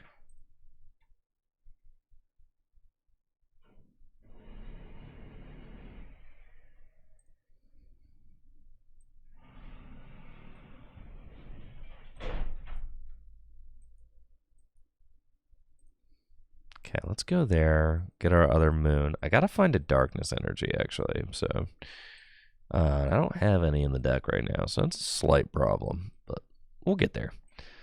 Soda? Yeah, look at all that energy in the discard pile. That's not great. Should have rotted those back in first. Yep. We're living and learning, folks. Okay. Definitely needed to rod those back in. I am a fool for not rodding those. I need to rod the energy back in. I forgot I played 4. All right, we can still hit the Superior.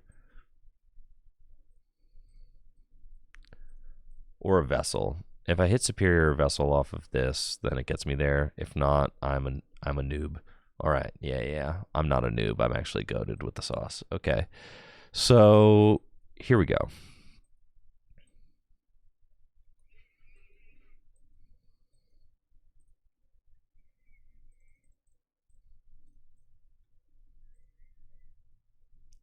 And then, sure, I'll conceal cards. I haven't learned my lesson. I'll start discarding these again.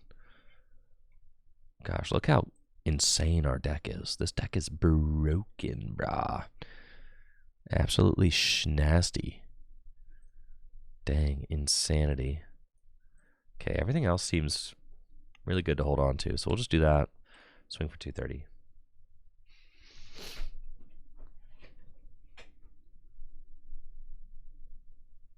But yes, Natalie has been dreaming of having us go to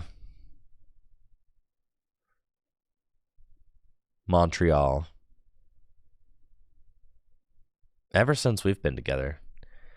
And she has there's a cat cafe in Montreal that she dreams of going to where there's cats, and it's a cafe, and then there's also cats. That's the deal. It's like a, you know, It's like you get coffee and like, I don't know, like Danishes and stuff. Thank you, Relinquished, for that Prime sub. Appreciate you. Let's go, Primers. Thank you. Yeah, there's cats and coffee. That's the appeal, I guess.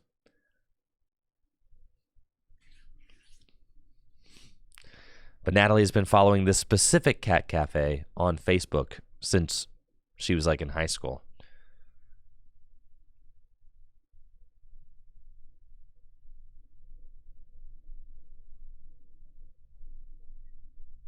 Yeah, I could have played the Rod and gotten the other Moon out. That probably was smart. Because here comes the Iono, right?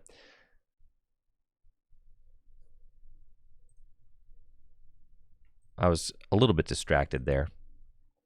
But yeah, I probably should have established one more Moon there. I was like a little bit worried about. I'm not exactly like, I don't necessarily have the feel of like how many ancient Pokemon I have to keep in the discard pile, to hit certain numbers. I don't have that like kind of just that feel, that natural feel down yet. I don't. So I kind of, right now I'm erring on like keeping more cards in the discard pile so that like I could do more damage. I'm kind of erring on that. Oh yeah, the Pheasantipity is insane. I'm pretty sure the Pheasantipity just solves Ancient Box, guys. I'm pretty sure.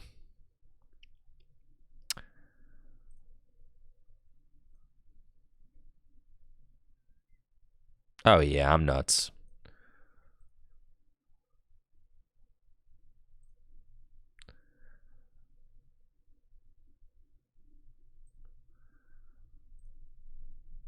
This deck is so sick. Look how many cards you see. Oh, this deck is broken. This is the deck now. Why would we play anything else, bro?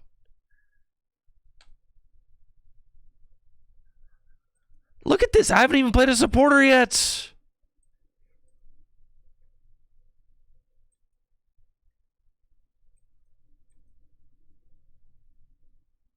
It's insane. All right, this is all I need to win.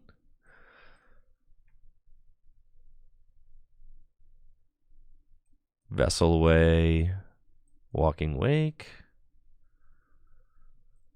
the one Darken deck, Sada in deck. Okay. And you really just say, you're like just very kind of stingy with the two prizers. You just kind of say like, all right, I'm only putting these things down if I need to. That's it. Yeah. 290. We're doing 290. It's pretty good.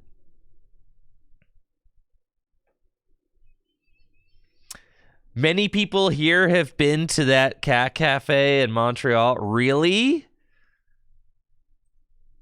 When's our turn? Whenever. Yeah. I don't think it's worth it to waste my counter catchers. Like, there's just not really like, you know, what do I need to waste a counter catcher for?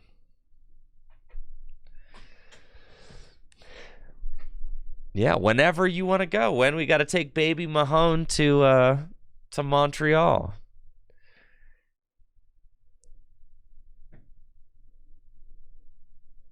You know, whenever baby Mahone is fit to travel. We've got, Natalie and I got our firstborn son on the way, due in like 2 weeks. So.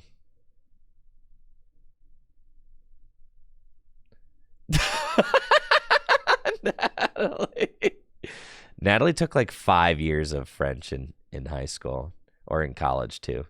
I think she took all the way up to French 5.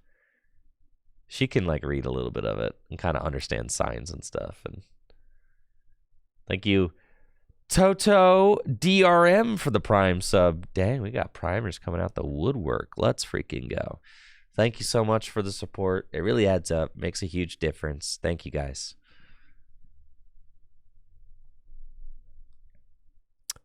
40 damage. That could not be your best course of action, really.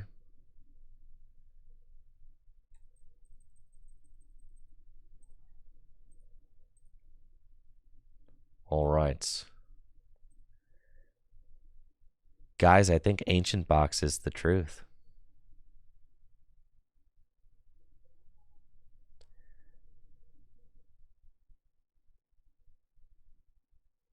This is it. This is the best single prize deck there is. Actually, I'm so back. I hate playing 2 prize decks, actually. I'm over it. It's all so boring. Give me a deck where you're barely winning every game. That's what I'm talking about. That...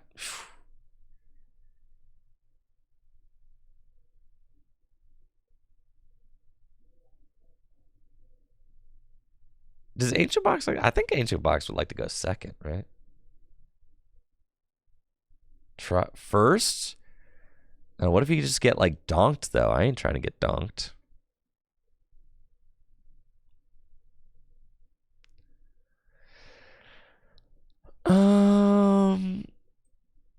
Yeah, I'll start with this guy.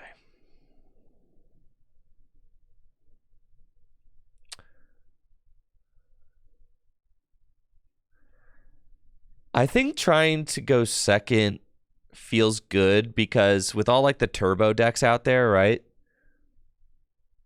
You could just get benched. If you just open like Moon, Attach, Pass, then you could just get benched. And that's like, you don't want to lose like that. I think the meta is so kind of turbo that you just choose to go second with a deck like this. Would I ever play boss in Miraidon? If so, why and why not? Yeah, you play like 3 or 4 boss in Miraidon, 100%. Yeah, like 3 to 4 copies of boss's orders. Why? Because you want to boss like every single turn of the game.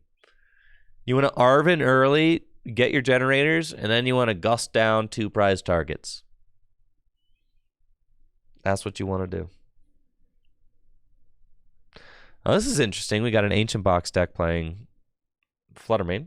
Or I guess not an Ancient Box, a Roaring Moon EX deck playing Fluttermane.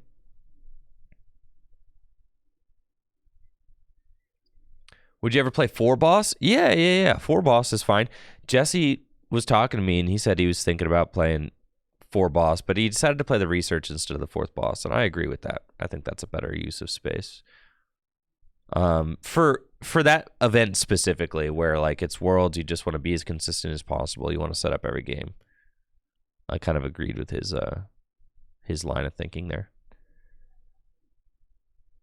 All right, let's Explorers. Take the Sada. Take the Darkness Energy so that I can use Greninja. Seems good. Got Greninja. Conceal cards. And then we'll stop too. Let her rip. Okay, feels pretty good. Bench the Moon. No energy drop, that's fine. I could get an energy drop. Let's get an energy drop. That way I can explore again. We're going to do it. Boop. Pass. Any reason to play an Iono in Miraidon? Yeah, I mean, you kind of have like the different kind of approaches to Miraidon. Like at Worlds last year, I was playing like 4 research and multiple Iono, and the reason was because we had Flaffy to accelerate energy into play, and it was more of like a, you know, it played more like a normal deck with hand disruption and things like that, and there was no Iron Hands yet, right? So that was like pre-Iron Hands. But now with Iron Hands, like so much of the format is so turbo that you're just trying to get turn 1 attack with Iron Hands or turn 1 Miraidon for 220, right? Like you just want to chase things down and be that degenerate and aggressive and things like that. And honestly, I think that's just the correct approach right now. I think it's correct to just go ham and just ignore hand disruption and just say, like, I don't need hand disruption if I'm just winning the whole game. The deck list that I'm playing right now is Diego Casiraga's top 64 list from the World Championships. You can find it on Limitless right now. Here, I'll post it in chat. No, not like that. God. Hold on, I'll post the link. That's so much easier. There you go.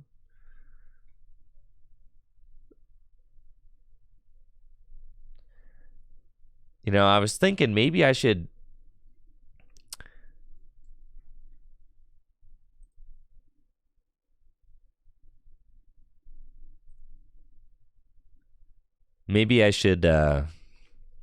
oh, this is annoying. It doesn't really matter though. I can like afford to just give up. Like I can give up prizes. They've already got 6 prizes in play, right? I can give up 3 prizes before I need to start taking knockouts. Right? So it doesn't really matter here. We can just, I'm going to explore again. It's fine. We go exploring. Take Sada. Can actually let the Sada go. And take the darkness energy. I probably want to get both moons so that I can like start doing stuff, huh? Yeah. Because they could just chase those suckers down. So that's fine. We'll get those.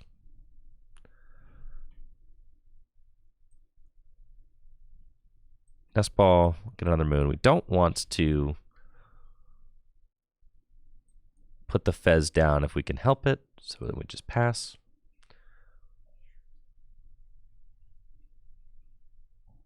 And then we're saying 2 energy down. It's perfect for Sada for 2. That's okay. We know they probably don't run hand disruption.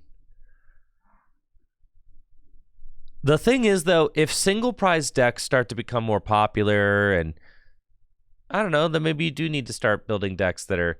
The thing is, though, instead of putting Iono in Miraidon, I'd rather just play a deck that's better at, you know, like Miraidon kind of is what it is at this point. It's this turboed out, 2-4-6 deck. It's just one of those big basic decks. It's like probably not worth playing the hand disruption in it.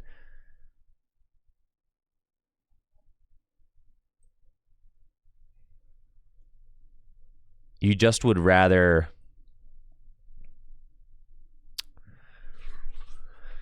Oh, Lordy. Okay. I gotta think actually.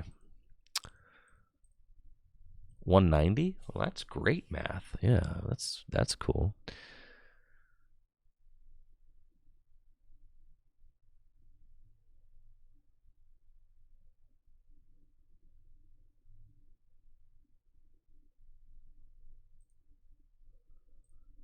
Let's conceal cards.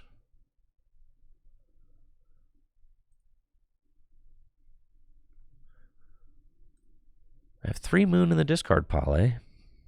That's a lot of moon in the discard pile. I don't want that.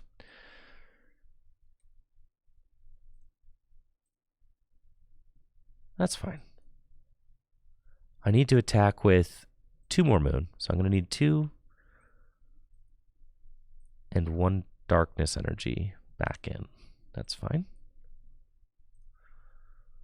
And then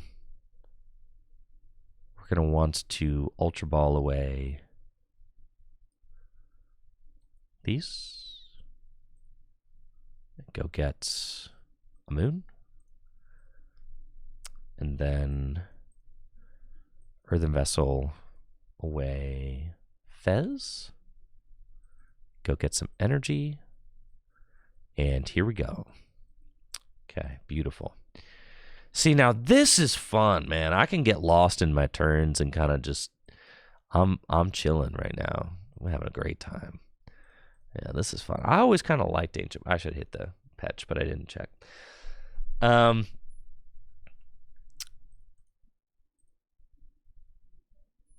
this is fun. I don't know. Being close to losing is fun. But then it feels like you actually have an edge up on your opponent. Like, I feel like I have a huge advantage into almost every deck in the meta right now, playing a deck that doesn't have to have 2 prizers in play. That's my biggest thing. I hate having to have a deck that just like has to have 2 prizers in play.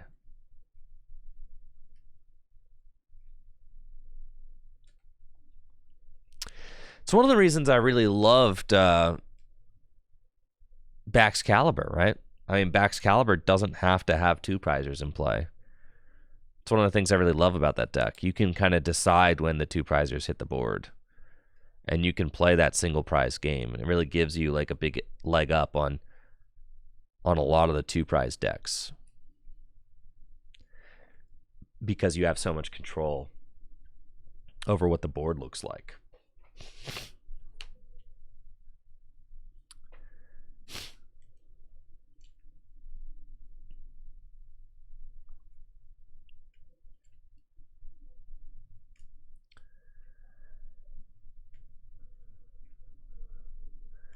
Yo, what's up, Arrays? Yeah, thanks for being here. Glad you're having fun getting into the Pokemon TCG.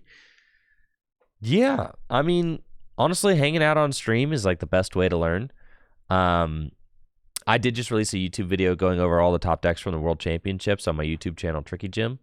I post a lot of, kind of videos talking about decks and stuff on the YouTube channel. Thank you, Quentin, for the 100 bits. Appreciate you. But honestly, the best way, thank you, Yeyu, for those Raiders. What's up? The best way to learn is to just hang out and ask questions like what you just asked right there, right? And, hang out on stream, ask questions, and don't be afraid to ask questions and get sincere feedback. So the thing about Miraidon is that Miraidon is a deck that's trying to chase down multi-prize decks and go 2-4-6 to like win the game, right? And Iono just doesn't really play a part in that strategy. You can just win the race. Like, Miraidon can just kind of win the race every time because it's just so fast.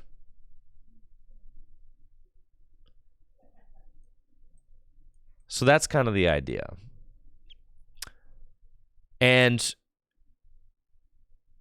it's like some deck lists are just so greedy. Thank you, Pate, for that sub. Appreciate you. The new Magneton looks awesome. I'm so excited about it. Uh-oh, where's my Fez is in the discard pile, huh? That is tragic. All right.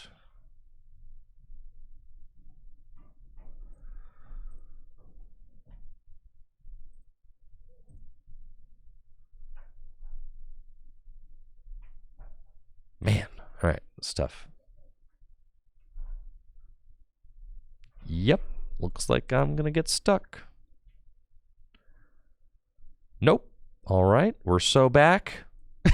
Rod, Fez, Darkness Energy. Okay. Ultra Ball. Dang, this deck is broken. I can't believe it's coming in clutch. Okay, Ultra Ball away these. Go get the Fez. All right, we absolutely have to find... And I can Vessel away that to thin my deck even more. Get those 2 Darkness Energy out. We have to find a Sada here. Okay, flip the script. Let's go. And we do find it. We can... Dang, this is crazy. I'm still going. All right.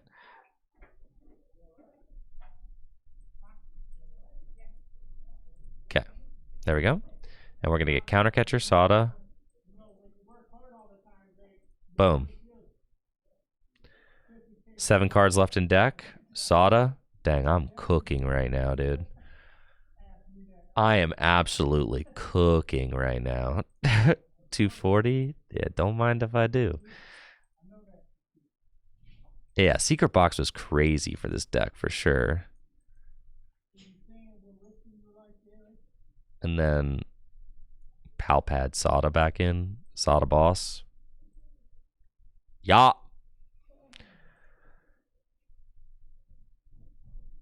Wow, yeah. Close. Good thing I only did one Sada. Vengeance fletching. 230. Blammo. So...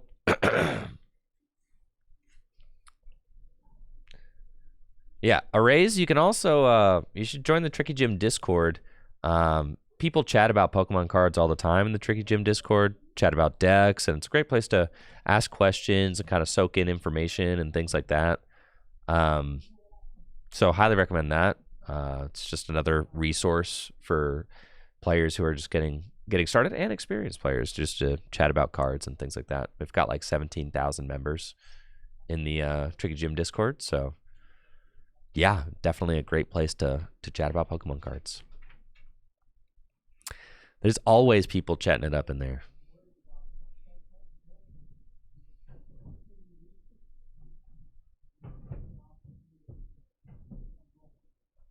Yeah, I don't know why they promoted the Big Roaring Moon, because then I just win. But hey.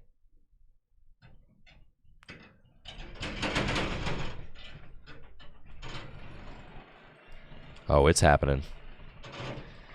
Roaring Moon, broken deck. Well, let's go.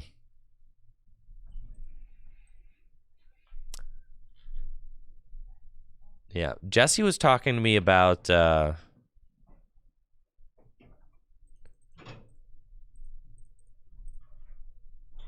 Jesse was talking to me for tabletop next week when he comes in. Look at all these rewards. I'm feeling so rewarded. Oh, yeah.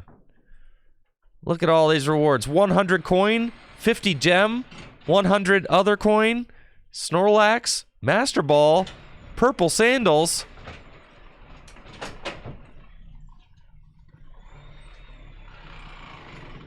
New tiers unlocked. More rewards.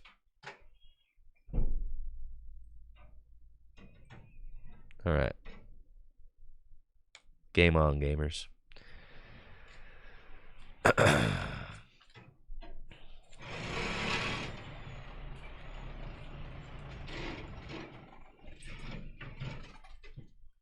Dang, I am feeling rewarded.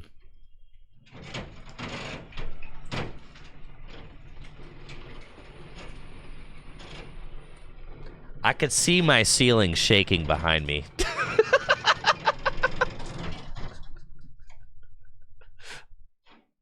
That's so sick.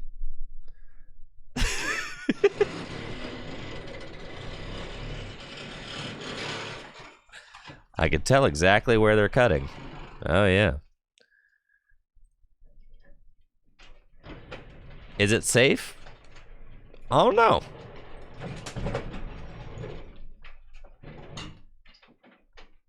We'll see.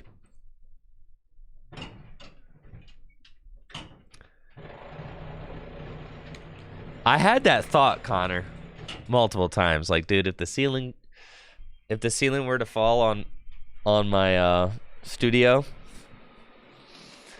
that'd be really bad. Okay.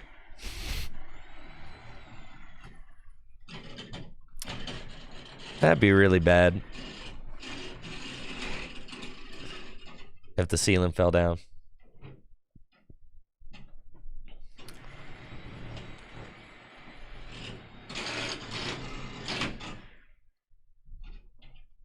Yeah, apparently tearing a ceiling down could be a very involved process.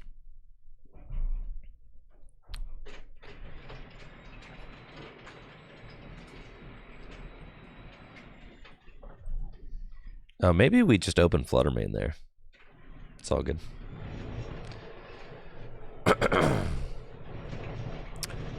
All right. Let's go.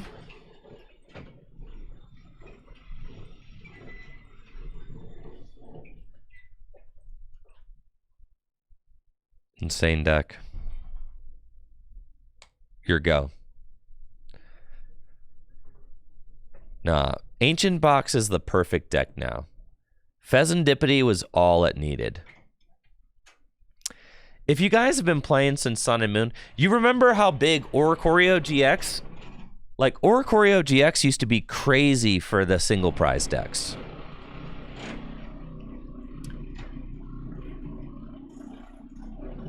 And now, like, Pheasantipity is offering the same thing.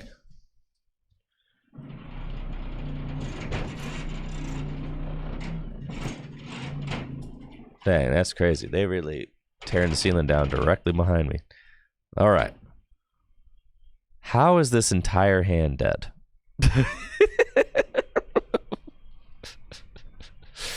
All right. This is fine. No sweat. No sweat.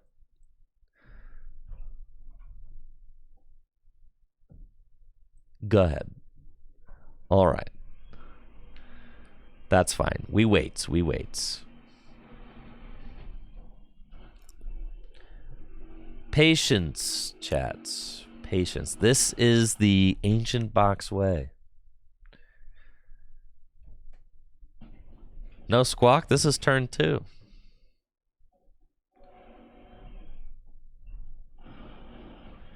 Earthen Vessel Energy instead of Ancient card to start. Yeah, I definitely should have done that. That was my bad. Because of this exact situation. Yeah. I could have Earthen Vessel away a Darkness Energy. It's true. There's some optimizing that I'm still kind of getting used to. Obviously, it feels good to get Ancient cards in the discard pile, but you want to activate your Sada as quickly as you can.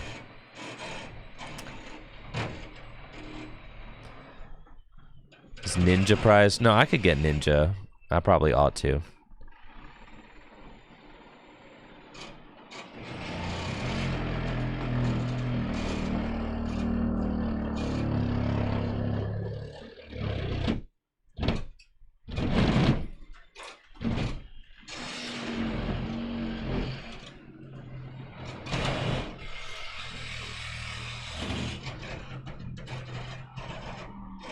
Okay, here we go.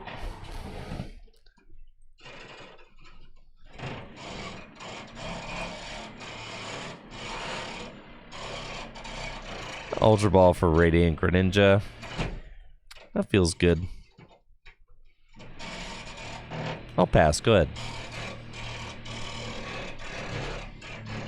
Yeah, they're literally cutting through like large metal beams.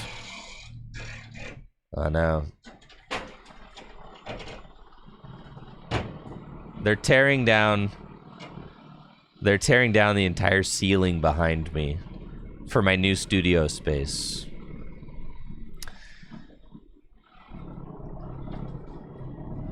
And I honestly can't wait to start putting that new studio space together. It's going to be nuts.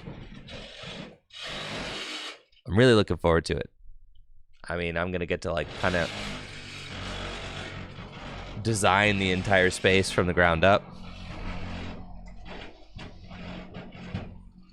What's the timeline on the studio? I think by the fall, by the winter. I think it's supposed to all be done by the fall. Like by a late fall, probably in November or so. I'm really regretting this Ancient Booster Energy Capsule now. Oh, heck yeah! Let's go, dude. We're so in.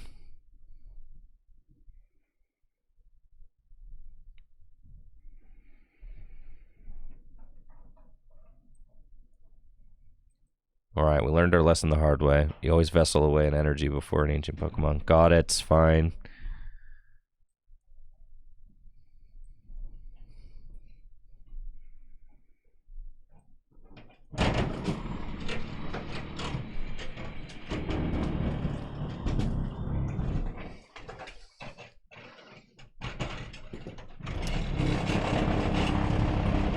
I know, yeah.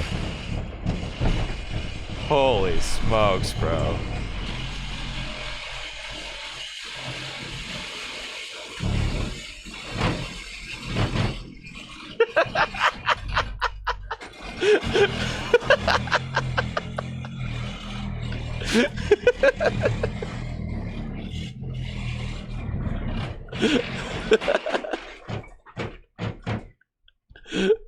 Yeah,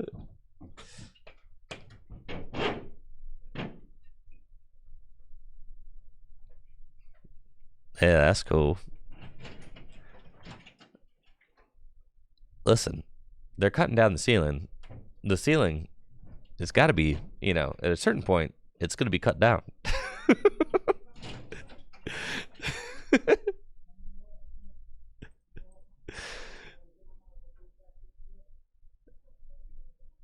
Yeah, eventually they'll have no more ceiling to cut.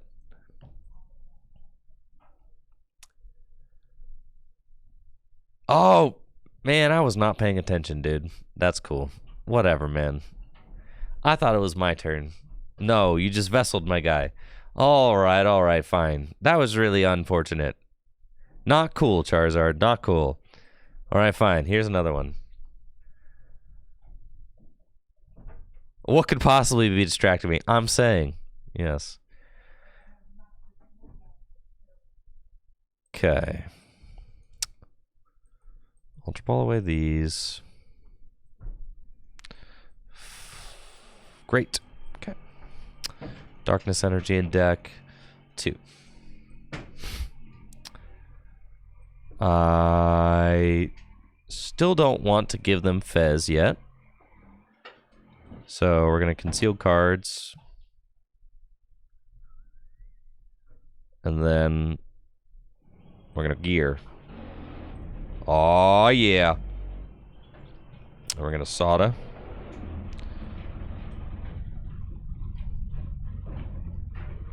Oh, baby. All right. Something fell.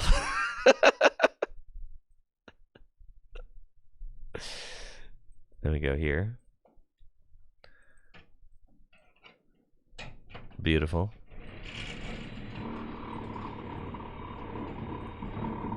$220, that'll do it. Okay, beautiful. And I think it's cool to just establish the other moon now, because I'll need it, so that's fine. Establish that. 210. There we go. Brilliant. Chilling. Take our 2. Now, I should be in a good spot.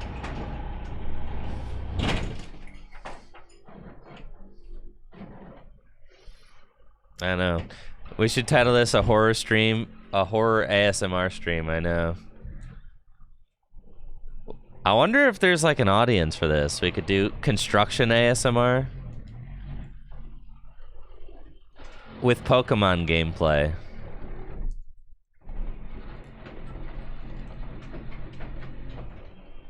Hopefully,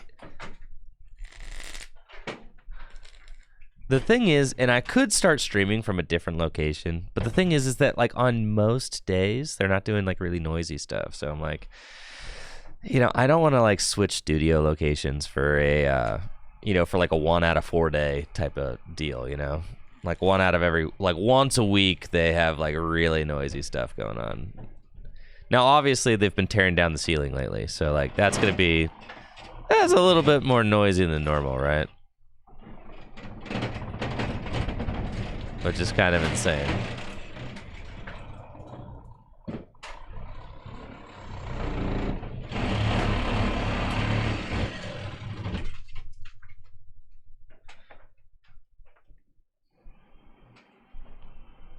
Oh, heck yeah. All right. 270 damage. Let's go.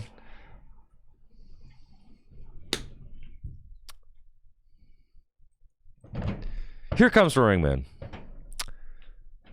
So I've got Pidgeot and Charizard to deal with. Let's go. We want to get to the bottom of the deck. That's what we want to do. Let's explore. Stop. And boss.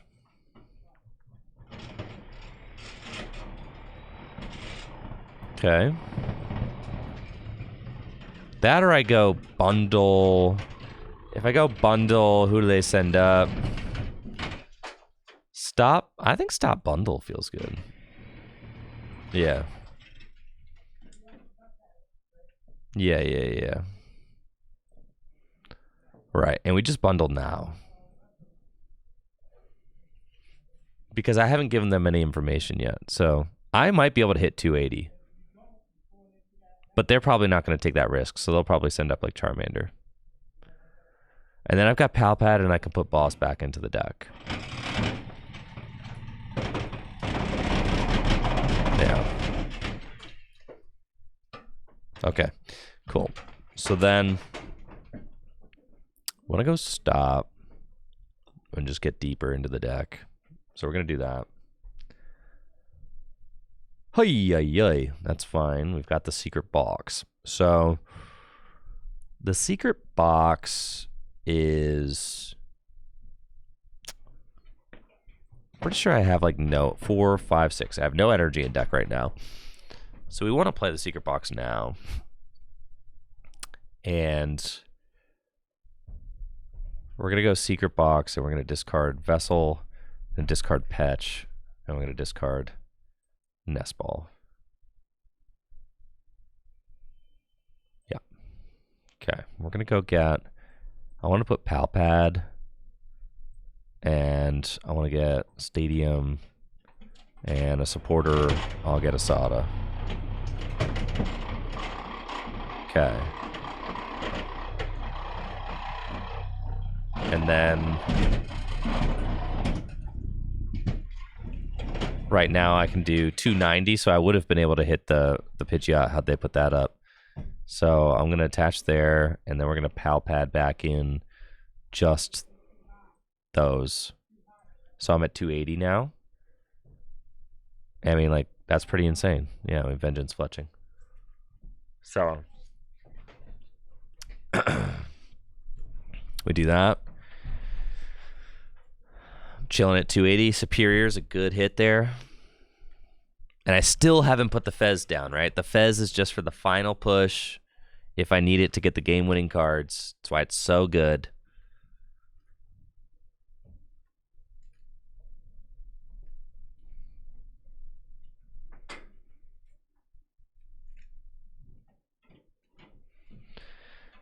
I guess, like, you know, thinking about, like, why does Iono belong in some decks and not others? I mean, think about a deck like Charizard with Pidgeot, right? You can...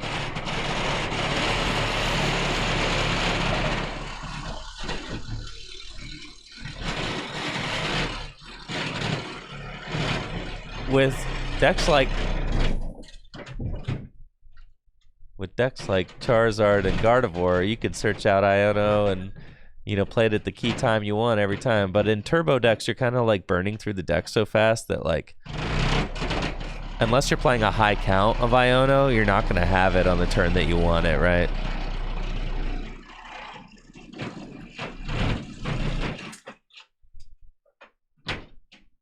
Like I said, that's just one layer of drywall.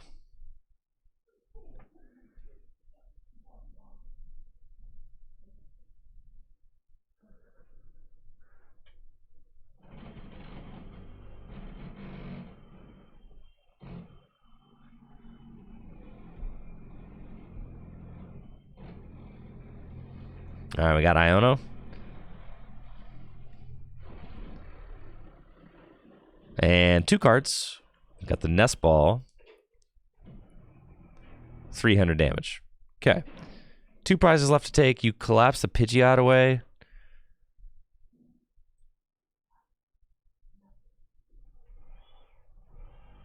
Oh, this is really tough, man. This is why Charizard's so broken. Fez gets us there. But I can't even... I can't boss. Truthfully, I have to go...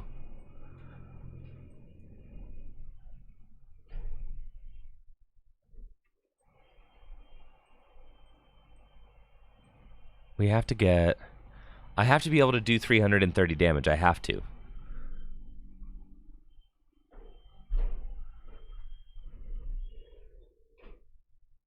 But I don't think I could do 330 damage this turn. So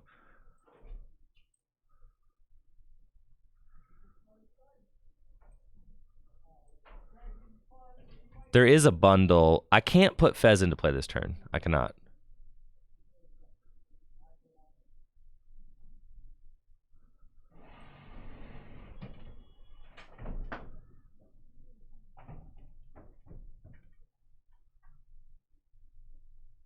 Is it possible?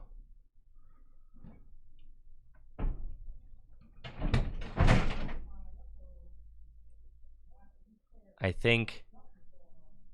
What are we at for damage? 290. It's not close, right? See, if I get Fez and I go, we do have Superior. So I have to hit it. I think I just have to go for it this turn. Yeah, we just do. It's possible. We have to go for it. All right, and we don't hit it.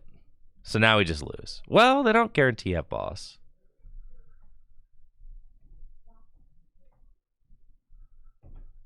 Huh.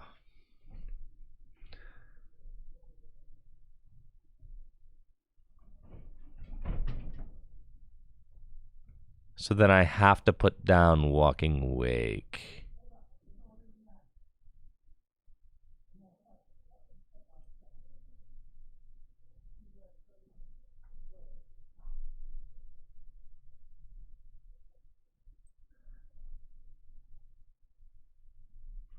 I have to Superior. Yeah, I have to attach, yeah.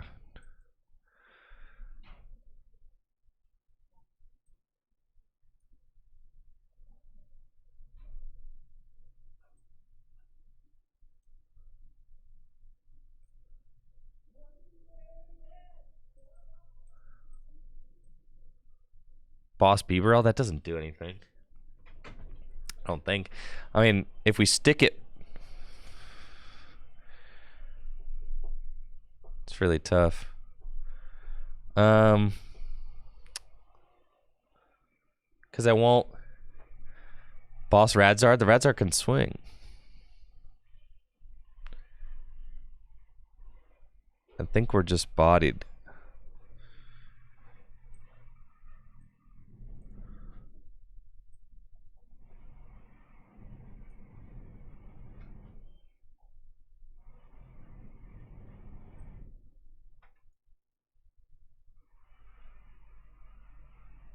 Yeah. I think we just lose. Yeah. All right, I'll pass. I think we lose. I would boss people, but that does nothing. It does nothing. Oh, they got Candy Pidgeot boss anyway. Yeah. Dang, that's crazy. That's so nuts. Dang. And that's why Charizard's a bad matchup. It is. It's bad matchup. Hitting 330 is really hard. We saw Diego Casiraga pretty much said he wasn't even going to try with his list. Yeah, when they picked up the bird, it was just like, dang. But I do think Ancient Box is nuts. Anyways, that's going to do it for today's stream because the ceiling is literally falling down. So I'll be back tomorrow with some more Pokemon TCG content, all right? And, yeah. It's been real, guys. But yeah, Ancient Box is broken. I'm probably going to give it some more time tomorrow, all right? Yeah. GG's. I'll see you next time. Tomorrow, about between 9 and 10 a.m. Eastern time. I'll see you.